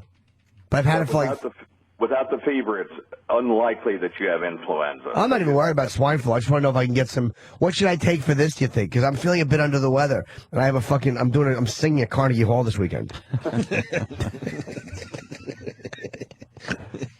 You'll be fine. What should I take, Dr. Steve? You could, you can take any of the over-the-counter stuff that. What? Never mind. Don't take anything. No, I want like a really good recommendation, a good secret recommendation. Yeah, something fun. But so it's pretty much the flu, right, Dr. Steve? That's the headline. It's pretty much as the flu that our immune systems haven't seen before. And most of us that get the flu, we don't really even take anything for it. We just kind of like... You take some for the symptoms. Yeah, we just kind of wait it out and deal with it. Yeah, taking ibuprofen or Tylenol for the fever, and taking, Mucinex for the cough, and Claritin or Benadryl for the stuffy nose will usually get you through. The big thing is prevention. Just wash your hands. I mean, the way you get this is someone sneezes into their hand, and then they touch a doorknob, and they're animals, filthy animal, exactly. Mucus and virus-filled hands, and then it can live on there for a couple of hours, and then you touch it, and then you stick your disgusting finger in your nose or your eye, and then that's how you get the virus. So, Is it? I went to a place like a flu ward. There's a place where there's a bunch of people with swine flu, and I jerked 3 of them off into my palm. And rubbed it on my face. Yeah. Snorted it up your nose. You'll be all right. Bukkake video with him. Into my palm. Yeah, I put a little piggy nose in my hand, and it all came on it. We want to film a video where we just walk around Manhattan sneezing in people's faces. And watch people panic. in elevators and stuff. Yeah. All right, Dr. Steve, thank you so much. And thank you for your very generous birthday gift, that Triumph of Will. Wow. That is really some a powerful documentary, propaganda documentary, whatever you want to call it. Your favorite historical figure. Of course. The woman that made that movie, would she die 10 years ago or something? Yeah. She was alive for quite a while and just getting razzed for having made that movie. Yeah, it didn't help her career in the No, long it didn't. Oopsie. Well, thank you, Dr. Steve. All right. Mucho apreciado, as they say, in Swine Flu HQ. You're welcome, my friend. We are going to do about 20 minutes on this on Weird Medicine tomorrow night at 5 p.m. So. At what time? Very good. 5 p.m. 5 p.m. Dr. Steve and Weird Medicine on 202 and 197 on Sirius. You got it. All right, Bye, Steve. Thank you. All right. Thank you, Doc. We go back to the Iron Sheik because we got 2 brand new Iron Sheik things to play today. Oh. I guess we all want to rehear him talking about his 10-inch cock, right? His non-existent penis. Yeah, here it is. The Iron Sheik and his 10-inch cock from yesterday's great interview. All right, show E-Rock the 10-inch cock, Iron Sheik. He's a Hulk Hogan fan, too, for real. Is it really want to show him? Yeah. Yes. Yeah. You don't mind? Yes or no? I don't care. Go ahead. What the hell? We're just a bunch of guys. Really? You want to show Thursday. him? But maybe next time, if it's okay. Maybe next time. No. Next time. We got to leave something to the imagination. We got to leave something to the imagination. E-Rock, get over there and take a look at the 10-inch cock. I don't think the Sheik is lying. Wait a second. Wait, your other guy, Iron Sheik, wants you to show E-Rock the 10-inch Is there cock. a light over there? I can't even see If you said, okay, I'll show you. Oh, Otherwise, show the cock! Show the cock! Show the cock! Show the cock! Push this back. Look at that Tony Montana shirt he's got on. Oh, he's going to show E-Rock the 10-inch cock. He's unzipping his pants. Come on, E-Rock. You want me that cock? Holy shit. Where is it? E-Rock, he's shaking He's shaking the balls. That day was. What a set of balls on the sheet. That was all balls. Jimmy, what was that? I didn't. It was all ball. It was all ball. It was like an acorn. What happened to the got 10-inch nuts. cock? What happened to his 10-inch cock? It was non-existent. Yeah. A little thummy nub resting on a giant ball bag. And then he talked about pussy. What about pussy? Oh, I get the pussy everywhere I go. All over. I get some of the finest pussy in the world. You know, I mean, Can you do a pussy promo for us? That's how he Do a curls that wrestling mustache. promo, but talk about pussy. Pussy, I'll be honest with you. If it's a good blue eyes, good blonde, I like to eat the pussy of the blue eyes and blonde. Otherwise, I fuck her ass. So if she has brown hair, you fuck her might have ass. been the greatest quote ever. I just said. It might have been. I had a woman all over the world. Unbelievable. Well, the new stuff. Right after the appearance, Sam got him in the hall. A little backstage with O&A here. Oh, he did. With the Iron Sheik, a little post-show. Unheard. Yeah, this is brand new. Post-show interview from yesterday. I'm Primetime Sam Roberts, and we're going backstage with O&A. Opie and Anthony recently got a chance to talk to the Iron Sheik. We found the Sheik after the interview, who had just publicly shown his penis for the very first time. What do you think of E-Rock? E-Rock was the guy who wanted to see your 10-inch cock. Well, I don't never show it before. First time, he was interested to see the Iron Sheik 10-inch cock. That's because I show him. You think E-Rock was probably a gay guy? I look like it to me. E-Rock may be gay, but according to the Sheik, at least he's not dirty. Did he look like he was clean enough that you would put it in his ass? Absolutely. I should have put him in the camel crash. Maybe he can feel that 10-inch cock, and not everybody believe he's gay. Otherwise, why you want to see the Iron Sheik 10-inch cock? Thanks, Sheik, and may God bless you. God bless you guys, like I say. The city never asleep. I had a great time. I hope I see you guys again soon. And also I want to say hello to all my intelligent radio station. God bless you guys and have a good day. This has been Primetime Sam Roberts. Stay tuned as Opie and Anthony will be right back. Actually, we're still here, yeah. Wow. That was good. Not bad. That is something. Fucking Sheik, man. And then, what the hell was he thinking? As we go to break, a listener suggested we do the Christian Bale Iron Sheik remix. Yes, please. I know the Christian Bale thing is kind of fading away, but maybe one last one. I think if anything should bring it back, it could be this? This. All right. Derek spent some time working on this. What the fuck are you doing? Suck my 10-inch cock. Think for one fucking second. I don't give a fuck. Suck my 10-inch cock. No!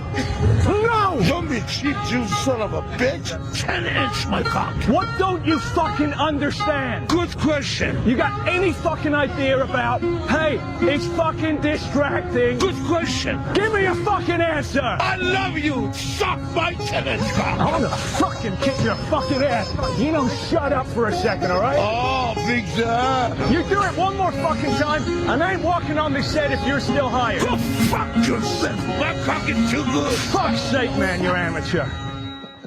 Wow. That was great. That's good, man. Like you wanted to fuck him, but no, you're not going to be fucking him. No. You wanted to fuck him. Well done, Derek. God. Yeah, definitely. Great job, Derek. Let's say hi to Wide Open, the trucker. Wide Open, how are you, sir? Hey, what's going on, boys? What's going on, Jimmy? Hi, I'll buddy. tell you one thing. I was going down through South Carolina yesterday, and when y'all come on and said, the Iron Sheik has pissed his pants, I almost pissed mine. That was a great interview. That was great yesterday, I'll tell you. Thank you. I'll tell you. I'll tell you. Thank you, Wide Open. All right, y'all have a good day up there. Jimmy, I hope you feel better, buddy. Thank you, man. I hope so, too. I'll be okay. Don't forget, Jimmy, a healthy Jimmy, will be Yes. on Letterman tonight, which is weird because he's sick, so I don't really understand how that happened. I'm on the David Letterman program. But how are you going to do it if you're sick, Jimmy? Well, it was done in the past, and I said to Dave, let's just show this one Friday. I'm not going to be feeling well. And Dave said, are you sure? Has Christian Jimmy, have y'all seen him lately? No, we don't know where Christian Jimmy's been. You know Maybe what? after the break. Yeah, he we'll wasn't find him. finding too many things to say, so Christian Jimmy just kind of went away. Yeah. He might be down in Cancun trying to get everything straight. He certainly is. He's helped working with the poor. All right, boys, y'all be good. I'm heading back up toward the Tar Heel State. We'll talk to you later. All right. Peace. Wide open, everyone. Quick break. He's wide open. Hey, we got Judah Friedlander coming in to say hi. Ooh. From 30 Rock. He's becoming a regular on the show. Judah had a funny line. I saw him at the comedy club the other night, and he has a full beard, and he's such a mess on stage. He's like, I just shaved 40 minutes ago. That fast his beard hair grows back. Judah's a funny dude, man. He really is. And we got Sean Stevenson? Yes. Is that how you say his name? Yes. He's pretty much a mess. He's in a wheelchair. He's a mess. midget. but he's a motivational speaker. Yep. And this is what Bill Clinton, for real, had to say about Sean Stevenson, who's coming in today. Get him the fuck away from me. I first met Sean when he was a delegate to Boys Nation, and I was so impressed with him, we invited him to come back and work in the White House. He worked there, and he did a great job. He's an amazing person with an important message, and I think all the young people in this country ought to listen to it. Damn. That's a nice endorsement, right? Yeah, he said that about me. He said, Paul Haggis. All young people should listen to Paul. He's 57 years young. Oh, Uncle Paul. you ghoul, Uncle Paul. Yeah. Don't be such a tattletale. Just kind of wipe your memory clean, start fresh. Sick fuck. So fucking wrong. Opie and Anthony. Jim Norton. Heading toward the weekend. Where's Kenny? Kenny. I thought I told. Oh, here he comes. All right. Look at him running. Look at everyone just running. Oh my God. Oh my God. It's like the T-Rex chasing the Jeep in Jurassic Park. Kenny's fucking short hairdo is horrendous. Oh, you don't like his little short hairdo? I don't know what is going on with his hair. Jimmy doesn't like your short hairdo. When I cut it, I get my money's worth. $10 haircuts. Yeah, you know, you go to the neighborhood Italian guy. Italian guy. You went to the neighborhood barber? Yeah. With the barber pole. He sure has it. Yeah. Yeah. Did you like the Iron Sheik yesterday? He wanted me to be a wrestler. Oh, yeah, I forgot about that. Why don't you wrestle? Can you piss your pants? Kenny, we learned this week that you're a big fan of the classic disco, the classic dance. You thought we forgot about you, right? We've just been too busy. Kenny made a demo. I certainly did. And he really wants to be on the Strobe as maybe a guest DJ, and I think we can make this happen. The Strobe is the channel. It's the one that plays like classic disco music. Is that right, Kenny? Is like classic disco? I'm made to entertain. Yes, it's classic disco. I'll try to answer for him. Thank you, Ed. You're still out of breath, right? Yeah, I'm not used to running the 100-yard dash. Kenny, you got to grow your hair out a little bit. Yeah, in a couple weeks. Because it really makes it look like you have a small brain. Oh, that's a given. Jimmy, look at his head. It's a fucking it's a brontosaurus head. It is like a pinhead kind of a thing. You're almost a pinhead. An angelfish. I'll tell you, though, I can't wait for tomorrow. What's tomorrow? Why is that? You don't know what tomorrow is? The day after Jimmy Norton is on David Letterman? I'll tell you, because tomorrow I get better looking every day. Oh. All right, so anyway, Kenny made a demo for the Strobe. I just Twittered Kenny's hairdo. Oh, you did? Fucking awful. Good Twitter. Damn. Why don't you just shave your head? No, that would be silly. With a fucking shotgun. That's a hair don't, Kenny. Yeah. All right. Wow, there is. Yeah, wow. It is a horrendous. Why can't, by the way, Opie, how come when you tweet, you have words, what you write will appear over your picture, but on mine it doesn't? What fucking application do I have? I'm not telling you. Why? I can tell you. Yeah, I want to use it. Mine sucks. Why can't you read sign up for the other thing? The other thing. You got to go to the other thing. There's another other thing. Other thing. We'll show you. It's easy. Want to lose all my tweets? Yes. I don't want to. Everything will go away. Here's Kenny's demo for the Strobe. What channel is the Strobe, Kenny? Give him a little plug. 83 on XM. 83 on XM? Starring Joe Causey. You really know the players on the channel? And Causey plays good music. Yeah. All right, here we go. This is what you would hear if Kenny was on the Strobe, for real. We're trying to get this done. A little demo. Don't you love that? Hey, you're listening to the Strobe on Sirius 81 and XM 83. I'm Lean Mean Club Soda Kenny, the dancing machine. Vote for me, mayor of this place, funky Funky Town by Lip Sync. Wow, yeah. Vote for you. You want to be the mayor of Funky Town. Who doesn't? By Lips Inc. Yeah. I always thought it was Lip Sync. Oh, it's Lips Inc. Lips Inc. Yeah, I think there was a little play on words there. Ladies and gentlemen, it's the birthday boy. Well, his birthday was yesterday. He has a song about the swine flu. It's Bobo. Bobo. The swine flu, it's in my hometown of Queens pretty hard. But Wendy, look out. I think it's spread out to Jersey. Wah, wah, wah. All right, I think that bit could officially... More of Club Soda Kenny's disco demo for the strobe. Wow. Oh. Michael Jackson, what a goof.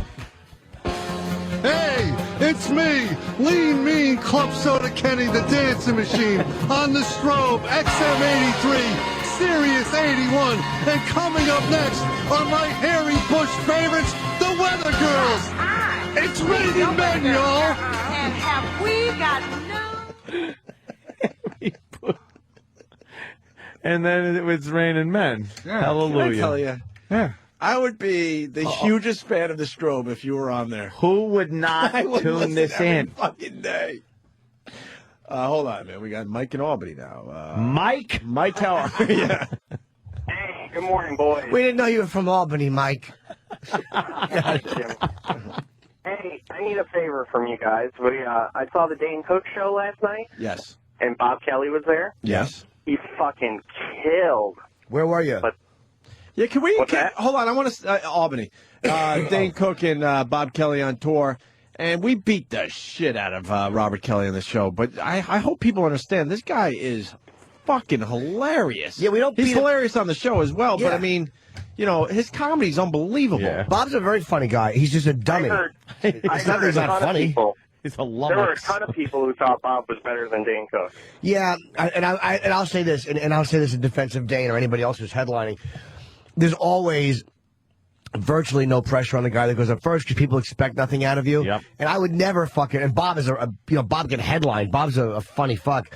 I would never put Bob in front of me on the road. I give Dane respect for doing that. He's out of his mind. It's like, why would you go on after 25 minutes of Bob fucking murdering? Mm-hmm. Hey, you guys do need to help him, though, because Bob Kelly can't dress to save his life.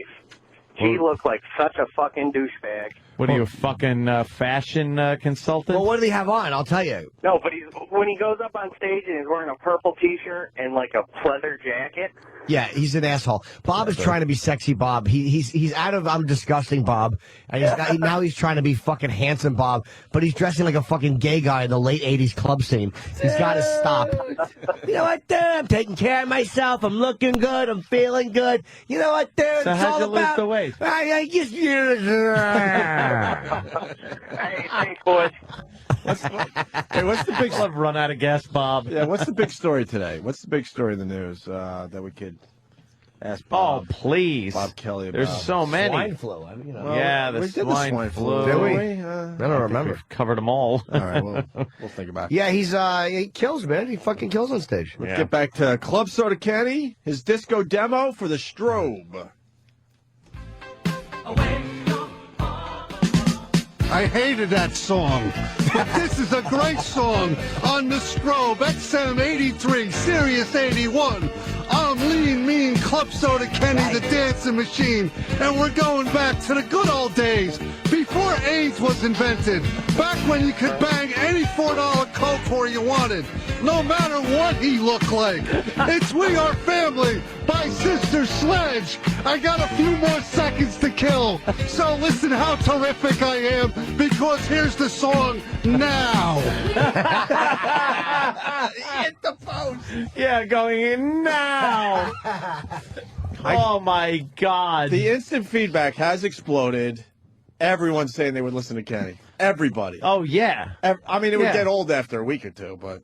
Oh, people are smart. You'd have a strong week of radio. I don't know. People might enjoy that because they listen to Yes. the same fucking songs they've heard 10,000 times. They might enjoy just his take on it. But in between, you'd get that Kenny thing. Oh, it would A be good fantastic. DJ, is that an XL channel with language? It will be. They just can't curse, that's all. Every channel should be able to curse. I got to do my thing. Well, I agree, but I mean, a lot of them want to be played in fucking stores and stuff. You're not going to Good point. compromise your My values integrity, and integrity. Yeah. For that, you do the show you do. Yeah. Well, I'm just saying. I know. It's a point well taken. You want James. success? You want success or you want to just languish? Right. Trying to help you. Trying to help you get to the top. You're right. A good suit. It's not. It's not good enough just being cheeky and flippant. Cheeky and I love him. Here's another clip from Club Soda Kenny's disco demo for the strobe. This always brings a tear to my eye, this song that you just heard. But I'm Lean Mean, Club Soda Kenny, the dancing machine, taking you back to a time, play the music, when there were more disco balls than the ones in my pants. It's Gloria Gaynor, I Will Survive, on the strobe. More disco balls. Yeah, what time was that when there were more than 2 disco balls? That's crazy. Wow, what a wild time. Jesus, Kenny.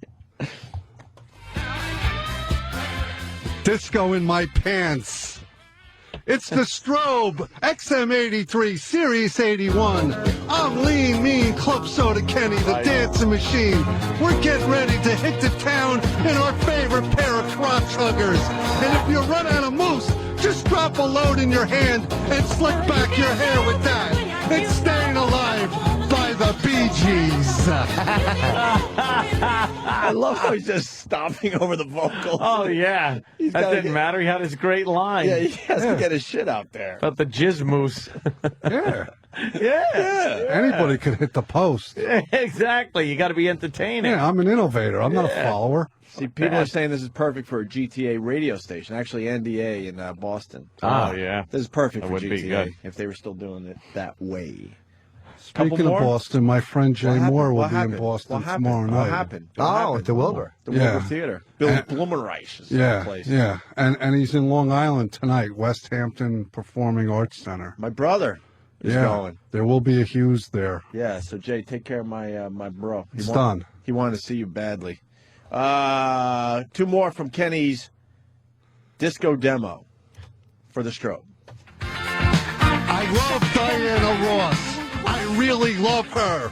I'm Lean Mean, Club Soda Kenny, the dancing machine, here on the strobe, Sirius 81, XM83. For all you rope wranglers out there, here's the Militant Evil with Macho Man. Wow. Really spit that out. Well, there was only 4 seconds to the thing. Yeah. To the thing. They show you how much time you got to the thing, right? Yeah, but I usually didn't pay attention to that. But Yeah. any dummy can look at the line and know when to stop Obviously. talking. Yeah, One last one for today. yeah, because you got to leave them wanting more. Yep. Sure. Will you do another one of these for us next week? I think this has legs for a few more. GH, you know I do what I'm told.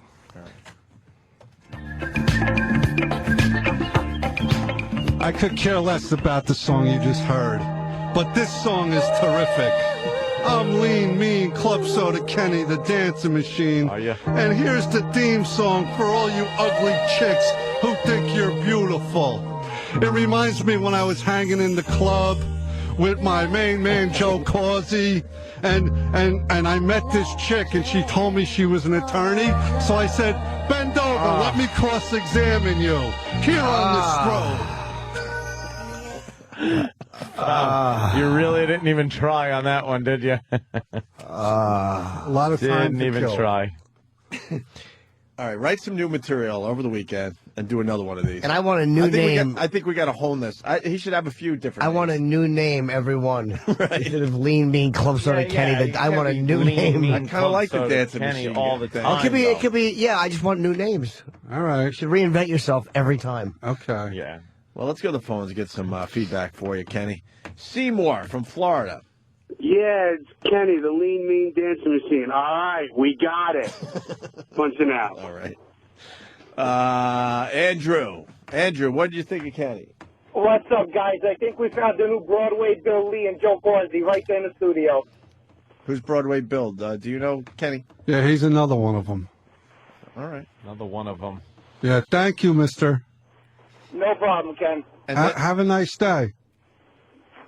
And then Bird in Philly writes, beware, GH is going to charge a handling fee for the boogie. I mean, you can take requests and talk to people. Oh, yeah. Oh, yeah. Yeah, you know how personable I am. You do all right. I'm socially inept. You do all right. All right. I think he's right. You're going to do another one of these next week. Okay. All right. Thank you. Thank you, Kenny. Is the strobe? What kind of channel is the strobe? Classic disco. Classic disco, man. That's what you want to hear. Yeah. A lot of Donna Summer. Yeah. Bee Gees, probably a lot of Bee Gees, right? Off the Saturday Night Fever soundtrack. Yeah, and then when I get my own show, I'll throw in a little hip hop just for the goof. Oh, man, that might fuck him up, though. Yeah, but for the goof. I don't want that. For the goof. For the goof. All right. For the goof. All right. I think we're getting ready for Kosher Sports today. Where's Judah? Oh, yeah? Judah should be here soon. The fuck? And David, whose internship's ending very soon, and I don't think we could keep him around. How can we not keep David? If we can't find a way to keep David around, we are dummies. I don't know how we keep him around. I tried to get him the mail clerk, the mailroom job. Yeah, Kenny looks after David. If we lose another guy on this show, how can we lose David? I don't understand. When I was growing up in this business, I hung out at radio stations, and you were allowed to do that because you really wanted to just hang out. And like the new way they do things just doesn't make sense. You got guys who would hang out for free. But there's a liability in to learn the business. They're just not allowed to do it anymore. Wait, isn't he? I used to sleep at radio stations, for real. Isn't he allowed to hang out if he doesn't do certain things? He is allowed to hang out. It's more lawyer bullshit. These It really fucking is. They don't get lawyers. it. You got guys that are motivated. They have to like make their mark in 4 months as an intern, and then what? Then what happens to these guys? Yeah. You know? When they would hang out for like easily a year because they enjoy doing it. It's like it's not always about money and liability. It's about doing the right thing. Someone like David would hang out. And we would try to find a place for him, obviously. We wouldn't take advantage of him working for free, but he would want to continue for free. Yeah. And you should be allowed to do that. Should be. And it should be a simple form that the dopey lawyers could come up with and go, all right, well, you know, you're going to continue as a non-paid employee or whatever. Yeah, some kind of volunteer schedule or something. Like that. He could come as a daily guest. We could add him to our guest list every day, and he could come in every day. Can he do that? Why wouldn't we be able to have our own guests in on a daily basis? Good point. The lawyers just don't get it. Half the guys in radio did exactly that. They would hang around radio stations for free to try to get their foot in the door. Yeah, and to make their mark and to, do some social networking and all that shit until some kind of break happened. Yep. These internships, honestly, the way they do it is a waste of time. It's a waste of time for the interns. Yeah. Because they got to make their mark in 4 months, and then we're like, well, look, we're not hiring. I don't know what to tell you. And we show them the door, and then what? What happens to these guys? Yeah. And they want to hang out and stay.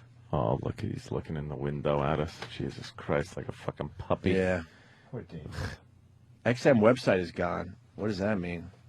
What is it? It means that the whole keeping the XM thing was a fucking being polite. Yeah, that's true. Let's say hi to Tim. Tim? It's right there. Hey, how's it going, guys? God, you guys suck out there. I think that Kenny should give us a bit yowza.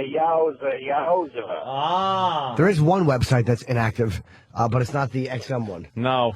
Our website. Yeah, we're gonna, everyone's asking about it. We got to figure out what the next move is with that thing. Yeah, eat a bullet as well. Hey. No, I'm serious. I haven't had a website in 6 months. You for real? For real. Why? Because the fucking company who I was dealing with, I really began to hate because I couldn't send out mass emails. It was always crashing the system. And I just was like, fuck it. I got to get a good website. And people like submitted a bunch of things. I just didn't follow it up. And, the managers and agents talked about it, and they're not that good at We following need a up. webmaster that completely gets it, and we will get there. We'll get opieandanthony.com rocking again.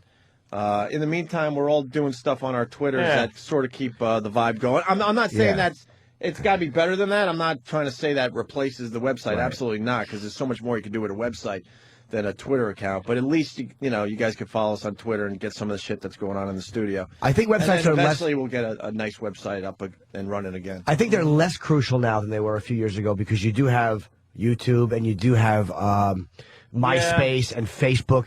There's like a million places people can find you, find out what you're doing. We still need one central, OpieandAnthony.com, and then it has our Twitter accounts and our YouTube accounts and the Moglist thing. Everything is in one place for the people to, go to and then figure out what they want to do from there. So we'll figure it out sooner than later, too. 'Tis true. Kenny, thank you. Thank you. Kenny's doing double duty. You're also writing Kosher Sports today? Thank you for acknowledging me today. This May Day. Do I get grapes? Yes. Yeah, we got to wait for the street vendors to come out. Cockroaches. Yeah. God. Go fetch something. I will. Thank you. Hey, Kenny, you know what? Yes, sir. You haven't skipped down that hall yet. That's it's long made for you. Skip. You're right. Yeah, I haven't. Get your flip camera out. Yeah, we'll do it during the break. Okay. All right. He's like, okay. Okay, anything else I could do for you guys? Excuse me for coughing. Huh? Excuse me for coughing. I don't have a cough button. You know what Kenny was just thinking right there, by the way? In his little pea brain. He's thinking, there are cameras all over that hallway, and I'm trying to show them I'm credible as a security guy. Yeah, so they let me have a job. Dude, that's another thing. Now there's I know. There's over bitching, and then there's like stuff that needs to be said. Like, Kenny is an amazing security guard. The best. The best of the best. He's like a superhero. Right. But he's a superhero. But he's also really Super-zero. He's also really good in his own way on the radio show. Yes. But for some reason, you're not allowed to mix that. They don't really want him doing both. And that doesn't make sense What's the either. problem? Stop overthinking everything. He's an amazing security guard. He knows when to be serious. Trust me, he knows when to be serious. Oh, yeah. A lot of our fans have seen the serious side of Kenny, and it's not fun. Frightening when he's serious. It's not fun. And then he's able to step out of that, come in here, and be a goofball. It's perfect for us. A goof. It's perfect. Everyone relax and let us do our thing. And trust me, you will have a very popular show to sell. Really? An extremely popular show. Don't overthink things. The lawyers got to leave us alone. Yep. Let's just do what we know what to do. Because we know. Good attorneys. We're us. No. Right. All right, why don't we go to a break here? I'm going to play the fabulous Moolah story from yesterday. Moolah. The Iron Sheik. Remember the fabulous Moolah? Of course. And he had some nice things to say about it. That was sweet of him. Yeah. It was wonderful. After the break, we do Kosher Sports with intern David, who we might be losing in the very near future. We got Judah Friedlander. I believe he's here.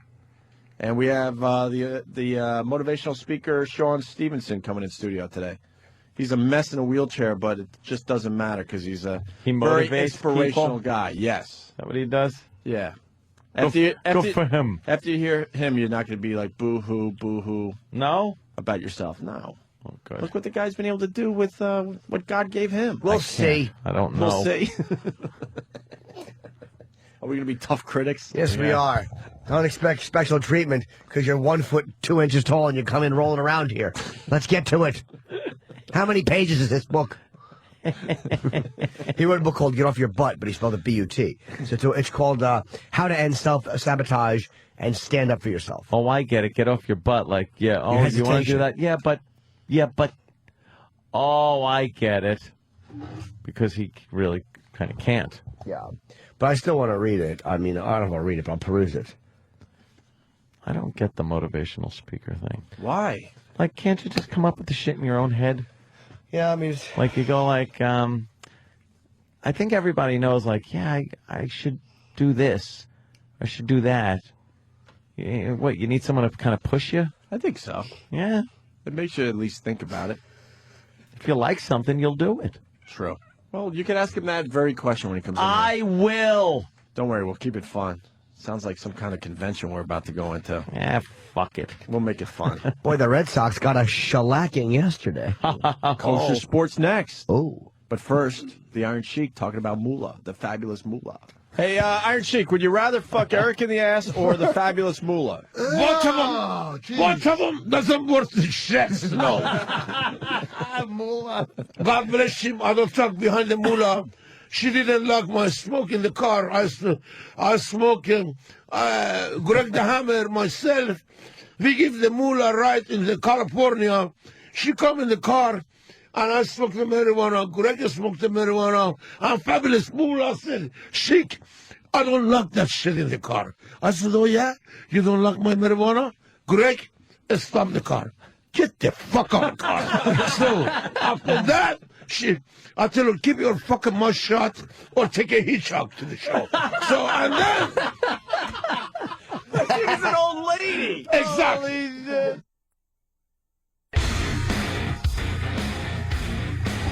Busy show. Where's Judah Friedlander, by the way? Judah and her. He could be way down that hall. I don't know. You don't even know. I know. I can barely see anything. How obnoxious, Jimmy, is the bathroom being so far away? Because Anthony, I don't know. I think he might be a cyborg or something. The fucking guy sits in that chair for 4 straight hours, doesn't get up once. I'm like the Iron Sheik. You don't stretch your piss my pants. You don't stretch your legs. Nothing. You just sit. No, you don't see me do this all the time. What do you do? I go. Oh, you do a little back bend thing? And then my legs are straight out right now. And then I point my toes back and forth. Yeah. And then I like squish, you know. I do some flexing moves there, and then rotate the ankles. But I move around. You do the same exercises our motivational speaker does.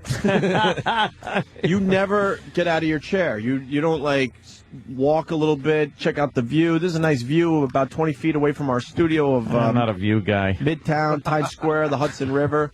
As soon as we go to break, Jimmy and I can't wait to get out that door and start the long fucking trek to the bathroom. I know. Well, you guys shit like fucking horses and cattle. Shit and pee. Yeah. You guys just shit all over the place. I made like monkeys. I made small dogs. Yeah. I made a big mistake today. What happened? Like a little irregular today. Uh-oh. You know, usually Which way? Usually by showtime, I got 3 in me already done. Today, not so much. And then I was able to squeeze a little something out, right? And that just created logs just falling. Yeah. Falling. And now everything wants out of me. Oh, shit. Yeah, that's bad. That's a bad one. You don't like this talk, do you? No, I don't mind it. It's kind of like the logs for all you Pacific Northwesters. You know, you see the logs in the river, but then all of a sudden there's a little jam. A log jam. And you just see the logs just piling up and not going anywhere. But then you get rid of that jam, and next thing you know, everything starts flowing and wants to go downriver fast. I've learned to just not rush things. Like if I feel, because there have been times I'm like, I think I got to take into. I think so. Let me go in there and give it a try. It's nothing but trouble. You got to wait until you're like, I got to take a shit. When you know. Yeah, then everything comes out nice. Mm-hmm. There's no pushing and grunting. Can we see a picture of your logs? No. Never? No, I'm not a photograph my log kind of guy. I show, Jimmy shows, Danny shows. He just wants to see the cum at the tips of them. Yeah. Why even fucking push and strain, man? What I do is I actually just wait till I have to go. I just shit my pants and it goes right into the washer. It's so much easier. Just shit in like stew in your washing machine. I look like fucking Davy about to fling the giant sling full of duty. Fucking just shit my pants and wash it. Hey, the boys came up with a good pickup today, unless it was either you or Jimmy that came up with it, but we're going old school. Doing a little English office to prepare ourselves for the motivational speaker that's coming in at 9 o'clock. Oh, is that fantastic? I love We that were just episode. watching it last weekend. That is my favorite episode of the English office. Get out. Get out. They're just sitting there. Like, look, man. Yeah? Leave us alone. Yeah? He's got the awful fucking tucked-in T-shirt. Tucked-in T-shirt. The backwards hat. And he throws the hat right into her face. What a fool. It's fantastic. Get out. Get out. And there goes Danny. It was such a bad emotional. It was supposed to have an impact, like, whoa, Yeah, it was yeah. such a dud. No, people just looking at him like, what? Like he thought they were going to be scared, like, all right, maybe I should get out. What's he mean? What does he mean by this? He's being so weird and yeah. Get out. Well, sorry. Reaping the rewards. There's David Brent. He's successful, yeah. He's reaping the rewards, yeah. You know, and you know, maybe you're 30 in your 30s. Yeah, right, in your 30s. Just so fucking, so good. He's such a non-impact. We're gonna have yes, non-impact. We're gonna have a few clips from that episode in a few minutes, and then we can really get into it. Danny's been pushing this for the show all week, and I think we should play it. The Mike Tyson thing. It might be a little old now, but a little bit, yeah. Mike Tyson clears up the Chris Brown Rihanna situation. Yeah, he just goes on and rambles on about the whole Chris, and then he likens it to his own situations, which he's had in the past. What rape and punching a bitch. All right. Let's hear Mike Tyson's take on this whole thing. I have to, ask, what's through your head when you see someone like Chris Brown, this whole recent thing, Chris Brown? Know what I say about that? It's none of my business, but know what I say about that? I understand the situation. I understand passionate, passion with young kids. I understand, know what I think, my personal opinion, about he's just a baby. He's just a little baby that don't know how to handle his emotions when it comes to a woman. And he probably hear this and like, I know how to handle my emotions. We all think we do. But the fact that, we look at this person and we might be crazily in love with him. We don't know how to handle those feelings. Most people who are 40 don't know how to handle that feeling of passion. They kill their wives because they're thinking they're sick. But I don't want nobody else to have her. I don't want nobody to have that feeling that I possess of her. I don't want to get that feeling. It's just something that either this way, Before in life, you were taught, this is my wife. Society teaches us we die and kill for our wives and our kids. And nowadays we live, now you're a fly guy, you're a cool guy when you got that mentality, like they play with something like this pit mentality. I don't care about her, you know what I mean? Now that makes you cool, you know what I mean? If you can control your feelings, not to let a woman invade your mind, then you're a cool man. You have to be hard like that to say, I don't care about no woman. Women don't mean nothing to me. I got a bunch of women. Women come dime a dozen. That makes you cool now in this society. But still in all, you can't abuse them. You know what I mean? It's just really sick that what we do. He's 100% right. He really is. He made complete and perfect sense. Yeah. I was expecting something way different from that, but yeah, he actually knows exactly what the fuck was going on in that situation. I think the older, more mature Mike Tyson has a little wisdom from his youth. He's picked up on some of that shit. He understands because he was the guy punching his fucking wife in the face. Sure. He gets to that. Oh, really? Oh. So if we stop here, Mike Tyson looks really good and smart. He looks intelligent. Kinda, yeah. But now if we play the second clip, it all falls apart. Yeah, there's just one more clip, right? Yeah. Yeah. All right. Do you want to beat your girlfriend up? No. Do you get angry at your girlfriend? Yes. Why do you get angry at her? But she has a space in your heart and she invaded your mind in which you believe you care about her more than anybody in the world, and you believe I can do things to her but nobody else can do things to her. And it's really complex in human beings. I mean, I think a lot of people, though, would say that is, almost excusing the behavior to say too young, to say that she, gets into his heart too much. I mean, at the end of the day, it's right or wrong to hit somebody, obviously, and it was that way 20 years ago, but it wasn't extreme 20 years ago as it is now. It's just about who's making the rules and who's stamping that paper, and that's what it. Do I think it's right to beat up on a woman? No, hell no. Have I violated and hit a woman before? Hell yeah. Was it wrong? Hell yeah. You know what I mean? But I'm a product of that environment. Hell yeah. Well, what did he say about his wife? He punched her, and he said it was one of the best punches he ever threw. And that was... You've seen some of the punches he's thrown in the ring. God, he considered it one of the best punches he ever threw, and it was in her face. What was her name? Robin Givens. Robin Givens. Punched her right in the mug. Let's say hi to Brooklyn Ace. Brooklyn. Good morning, gentlemen. Good morning, B.A. What the hell's wrong with Tyson? He almost sounds like a man in this clip. Yeah, his voice isn't as high, right? Really, Tyson? Yeah. Later, guys. All right. Yeah, his voice isn't as high. Yeah, he used to talk a lot higher. Now it's all down here. Now he sounds like Blair's cousin Jerry. I guess he's off the Zoloft. Yeah. Yeah. I take it to keep from killing y'all. Look at your mic. Watching Tyson. Yeah. Tyson clips on YouTube. Fantastic. Old Tyson clips. I don't like watching the ones where he's... Who was that, McNeely? Was that Peter McNeely? I don't know. What a shit fight. Big white dope. No, Getting in the ring with fucking He Tyson. fought a lot of big white dopes. Yeah. Just for a goof, I think. All right. Richard Pryor was talking about Jerry Quarry one time, and it just made me laugh so hard. He said something about Jerry Quarry's fight, and he goes, Jerry Quarry loves getting beat up by niggers. It just made me laugh so fucking hard. It was such a funny thing to say. Quarry loved it. Oh, Jesus. If you haven't seen Mike Tyson clips in a while, go to YouTube. Do yourself a favor. I just don't see... Oh, man. I just don't see is boxers he just like pounding this this guy? The ref's trying to get in, and Tyson just keeps hitting him. He just went to a place when he was Look at this. Oh, damn. He knocked the ref down. Was he just qualified for that? No, I don't think so. I don't know. Hell, this I got is to like- research that. I have no idea. Yeah, that's like young Tyson there or something. Right? Now the guy's hitting Tyson. Tyson's having a conversation with the ref.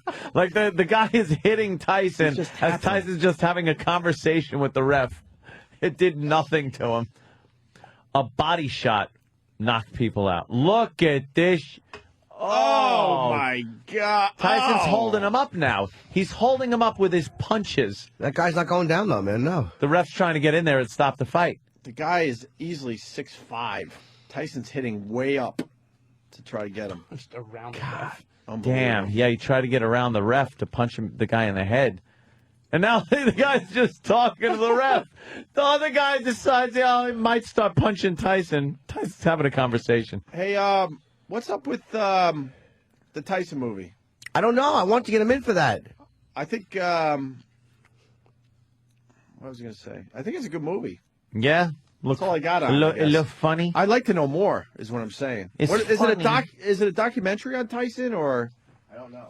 I If someone have knows no a little idea. something on the Tyson movie, give us a call, please. I think it is. All right.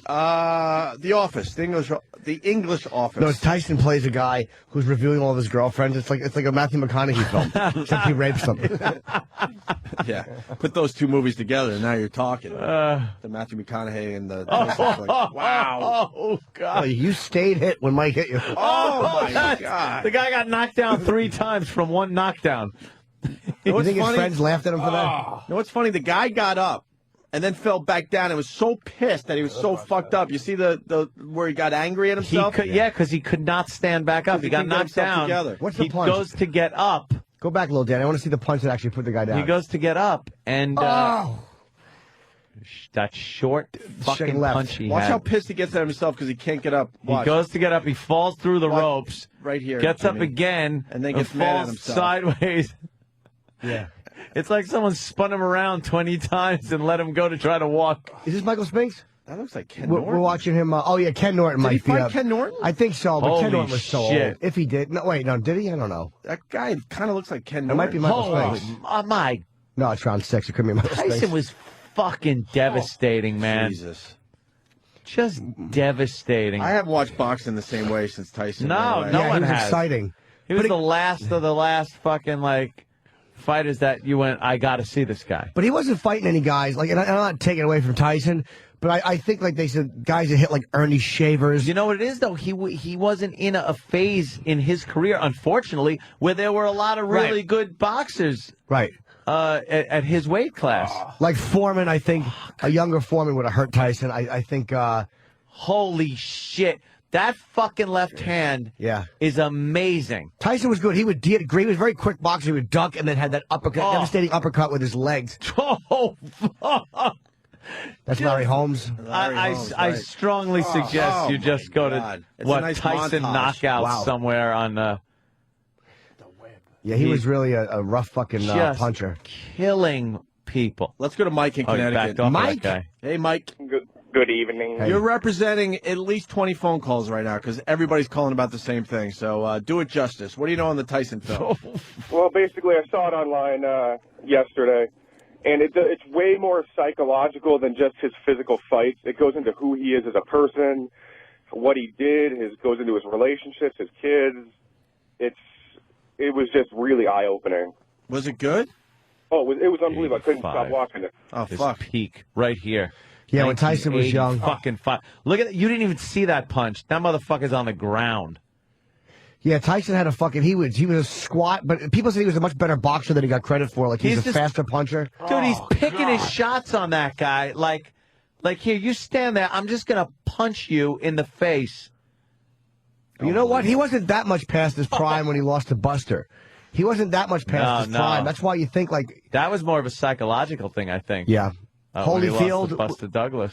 There's certain guys Tyson just couldn't. He could probably never beat Holyfield because of Holyfield's boxing style. Yeah. I think Tyson was great, but historically, a lot of guys would have beat the shit out of him. You really think so? Ali, I don't know. Ali Wow, was, look at this fucking Ali beat monster. Sonny Liston. Foreman. He absolutely would have beat him. You think Ali could take a punch that Tyson? Oh my God! I know he could. I know Ali was able to take a punch. Dude, he fought Ken Norton with a broken jaw, and he fought Foreman, who had an evil. Fucking yeah, he took fucking like 5 or 6 rounds of Foreman pounding him. You're right. Yeah. You're right. People would try to hold on. People would actually try to clinch onto Tyson, and he just punched them in the face. Yeah. It's like, fuck that. You ain't holding on to me, motherfucker. Ali would have frustrated him. He would have held him. Ali just would have kept grabbing him and then jabbing him on the way out. Ali was an infuriating fighter. Something tells me this guy ain't standing up for much No, longer. he couldn't be. There it goes. Wow. Whenever you're on a Tyson YouTube clip, you have about 10 seconds left on camera. Yeah, that's it. There's never going to be a long period of Here's time. your 10 seconds of notoriety, asshole. Find the Michael Spinks win. That's the best thing. It was a championship fight when Tyson was wanting to become the champion, and it was 90 seconds. Why isn't Tyson doing interviews for this movie? Maybe he's only doing TV. I don't know. God damn it. I would love to have Tyson in here. I think he was offered to us once. Never. No way. We never would have said no. Who would say no to Mike Tyson? Or they asked us, would you like Tyson? Oh, We said well, yes. probably in the same breath as, I remember that some kind of Tyson I think we pitched the conversation director, went down. and we might have passed on the director. No, he just tried to pick up my wife, you know. But he didn't know she was your... Before I was married. He's a major womanizer. Scumbag, actually. Fucking hate the dude. Oh, yeah, here's the Tyson Spinks. Jesus. What a He fucking... came right in just killing him. Yeah, he really went right after Michael Spinks. Michael wanted no part of fighting him either. No, Right now, we're watching this fight in real time. We were talking about just started, and Mike's already giving him a beating.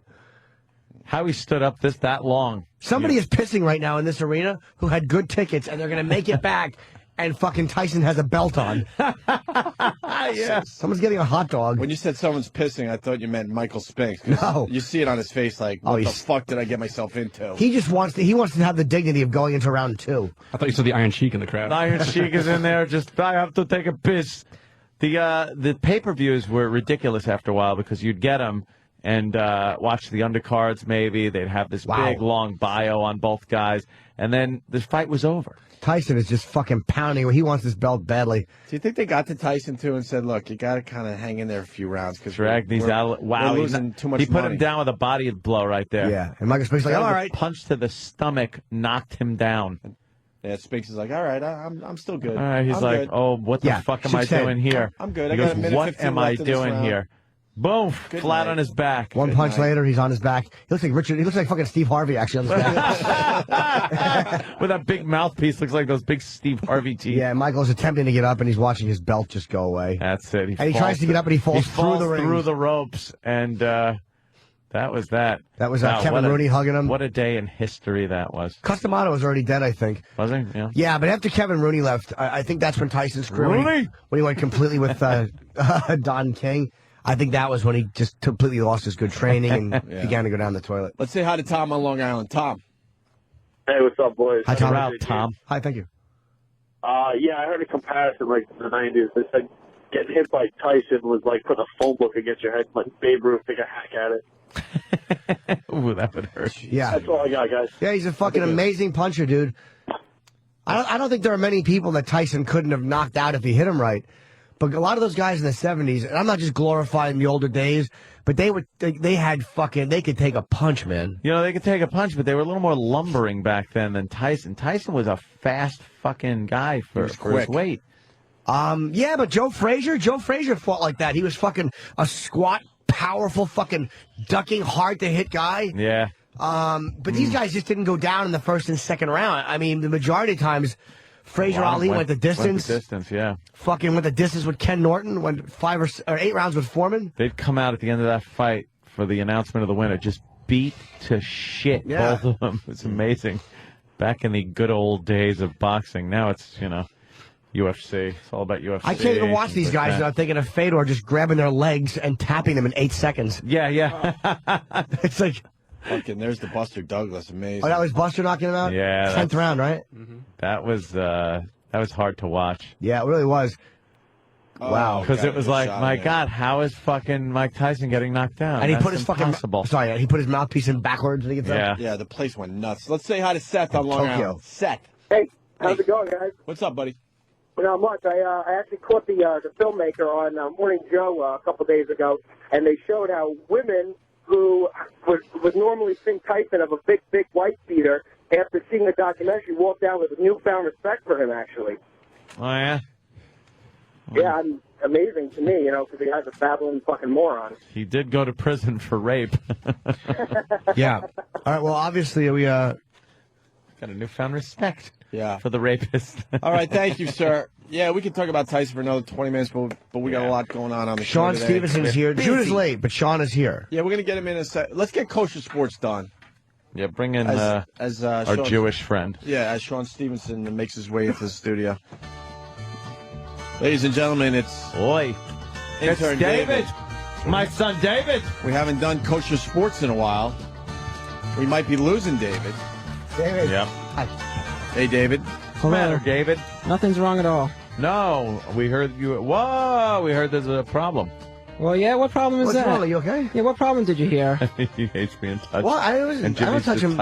Oh, my God, he made that snarling with his mouth. Like when a dog does. Danny surprisingly touched him on the back. Yeah, and I find out if he knows it's coming, it's not so bad. But Yeah. you got to get him when he doesn't know it's coming. And then he goes, A dog does that, though. Yeah. Yeah, why do you snarl if someone touches you, not even confrontationally? Like if someone just taps you, I don't know. I really don't know. It's just a reaction. Okay. I don't like being touched. You don't feel threatened, though. It's like, No. Okay. No. Now, I hear you might be leaving. I mean... Leaving? What? Whoa! He's doing his catchphrase, everybody. His catchphrase. Yeah, so you're hearing the rumors, yes. No, there's not many rumors, really. No one's talking No. about it. There's not much of a buzz. It's called about truth. you leaving. Yeah. And it's not just me. It's all kind of the an it's all the afterthought, it's really. all the interns. Whoa, no way. Yeah, all the interns, including the 39-year-old intern Wow. and the swiveling. Well, not the swiveling. The 39-year-old intern would have to leave too. Like some of the interns that only did one semester, Yeah. they can't come back for a second semester because they went to the Connecticut School of Broadcasting, and that school's gone, so they can't get any credits to come back for another So semester. why don't they find another broadcasting school or school and then have an internship? Well, then they got to pay more money to go to another school. I think Bitch Hips is the one you're talking about. Yeah. No, but Bitch Hip, the one with the hips doesn't. I don't think he has to worry because he with an okay school that stayed in business. So Bitch Hips? Yeah, he can come back. You have to come back, David. But I can't come back because I did 2 semesters, Ray, and So Sirius you'd be said a no guest. more. You'd be a guest. Said no more. Would you want to stay here for free? I don't know, for free. Oh, Jesus. I was... Spoken like a true J. Look at his, For really. free. Then hit the bricks, fucking sister. You got to Fuck know you. where he came from. Well, You know. yeah, for free. We don't have money for you yet. Oh, yeah, I would want to come back, yeah. With all due respect, David, take a hike, and then there's another word. Oh. Oh, no. Yeah, that's... I've been looking... Guess who that's from? Steve from Bayshore. I've been looking at the instant feedback. I've been reading it. Oh, you have? Yeah. Yeah, people are going to miss you, right? Is that what it's saying? It's mixed. There's mixed reviews. Yes, for every one, I like you, David, there's 2,000 get away. For every one hatred, there's one disinterest and apathy. Unfortunately. Yeah. Fortunately, the people on instant feedback are asking for a certain former intern to come back. Who?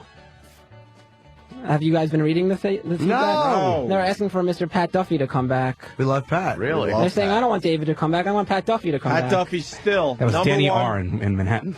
Pat Duffy's still number one intern One of all person time said on the that, Opie and yeah. Anthony show. Yeah. Still number one of all time. That was back in the day when you could intern for as long as you wanted. That's Yeah. right. Now you can't. Way back. now, back. Now in only the 2 day. semesters and then you gotta go. You're out. Yeah. Why is that?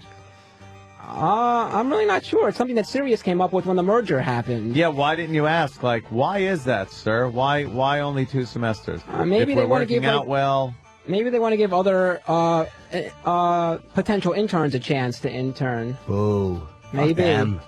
Yeah. Hope I don't get yelled at for saying that. Maybe they wanted to get rid of the interns before they get lackadaisical, and they want a new bunch in here that are going to, snap to it and maybe step and fetch it kind of a thing. Yeah, maybe. Yeah. What are you saying? They don't win lackluster performances? Yes, lackluster.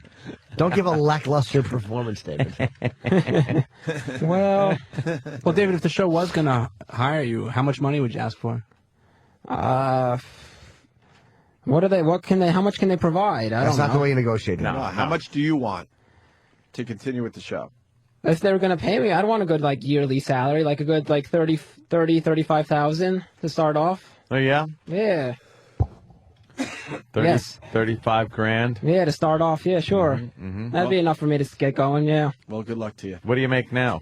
I don't make any. I don't have money right now. So you want to go from making zero money Yeah. in any capacity? You don't make any money at I have a side job? Or? Yeah, I have a part-time minimum wage Oh, job. okay. So what are you clearing? And what do you do? Oh, we've talked about this before. I Did work we? at I forgot. I work at a box office at a theater. I just sell tickets and I answer phones and customer service work. I don't remember talking to him about that. I've mentioned it a couple of times. And people joke around that I sell tickets. Oh, how much you make? A minimum wage. Minimum wage? Yeah. What's minimum wage these days? It's like $8. I make like $8. Damn. An How much hour. are we? Why can't we hire Dave for $8 an hour? $2.50 an hour. That's My good God. minimum wage. Yeah. Let's do kosher sports with David because we got the motivational speaker Yes. standing by. He's waiting. Yeah. Not standing How by. does he look there? Yeah, he's not standing by you, right? No, he's not. I haven't even seen him. I haven't even seen the guy yet. Well, all right, kosher sports with intern David. Let's do it, David. All right. Yep. There we go. Hey. All right, ready? Yes. All right. A big Boker Tov to all my sports fans. I'm Big Dick Dave with the return of the Kosher Sports Report. Have you been following the NBA playoffs? In the Bulls-Celtics series, there have been a total of 7 overtimes so far. Oy gavolt, the wear and tear on my TV. Get it? 7 overtimes? Yes, Oh, that's why my we God, he laugh. explains it. Yes, it's That's why funny. we laugh. Yes. If you get a laugh, that means people get it. Yep. Why would they be wear and tear, though? Because there was a long playoff series. Oh, okay. Fair enough. Yeah. Good one. Yep. All right. There is a new book coming out about A-Rod. Allegedly, from his steroid use, he has bitch tits, which are giving me a rod. He makes me proud to be a Jew, because it is also alleged that he is a cheap tipper at Hooters. Wow. Oh, really? Yeah. That's what they're saying about A-Rod, yeah. Yeah. Shouldn't you have said, Yes. which is giving me a rod Yes, instead of a rod. instead of a A-Rod, rod? yes, A-Rod. See, because the joke is a rod. Yes, A-Rod. But you said a rod. I screwed up. A-Rod. I screwed up. Oh. A-Rod, yes. All right. All right, David. Yep. You know. Yep, that darn A-Rod. Language. Yep. Oh, it's satellite. Good. Yeah, it is. All right. In other sports news, the hockey playoffs are going on. Wouldn't it be funny to have a Hasidic hockey team? The way they dress is good padding and good for the cold. And I would love to see a few payasses pulled out during a fight. Oh, could you imagine that? Wouldn't it Yeah. be funny? Was probably not the operative term. No. Yeah. Pay us hitting the ice instead of the gloves? Yeah. Yeah, how about that? How about that? Yep, that's Yep. hockey for you. That sure is. Yep. All right. Wow, this is going well. All right. In other sports news, there's a big boxing match tomorrow night in Las Vegas. Yes, there is. Ricky Hatton, who is an Englishman, is going to be fighting Manny Pacquiao, who is a Filipino. A lot of Jews don't box, but they sure know how to take advantage of and exploit other nationalities. Get it? Jews are annoying. Is this supposed to be a bit that makes us not feel so bad about losing David? Yes, it is. Yeah, really. Yes. How many more stories you got there? One more. Attaboy, David. That was all of them. Okay. And finally, this weekend is the Kentucky Derby. There are some interesting horses running this Sabbath. I'd like to see Mr. Hot Stuff win. He sure is sexy. You know what bothers me about horse racing? When a horse loses, how come the horse never gets the blame? Why don't they blame the little fella on the horse's back? Right? Why do they blame? Yeah, you said why don't they blame? Yeah, why do they blame? Yeah, no. Yeah. So why don't they blame them? You said the horse They doesn't do get the blame. You said the horse doesn't get the blame. No, listen, I'll read it again. All right, No, we got it. We got And it. finally, the Kentucky Derby We is this said weekend. No, what happened? we got it. There are some interesting horses We running this. said Okay. no, So we got it. There's Sean Stevenson. Go ahead, man. Yeah, that's it. Yeah, when a horse And loses. it's called No, we Field already Fight. said we got it. You don't have to read He's a it. motivational I'm trying to explain it to speaker. Anthony because he's confused. He's got- not no, confused. You're confused. Okay, how am I confused? Because you said the horse. Why don't they blame the horse. the horse? Yes, that's what I meant to say. Yeah. But then you said, Why don't they blame the horse? They should blame. Why don't they blame the person on the back of the horse? see, you just did it again. You go, why don't they blame the horse? Why didn't they blame the horse? Why don't they blame the person on the back of the horse? Why don't they blame the Are you saying person why on the don't back they of the horse? twice? Who's getting blamed then?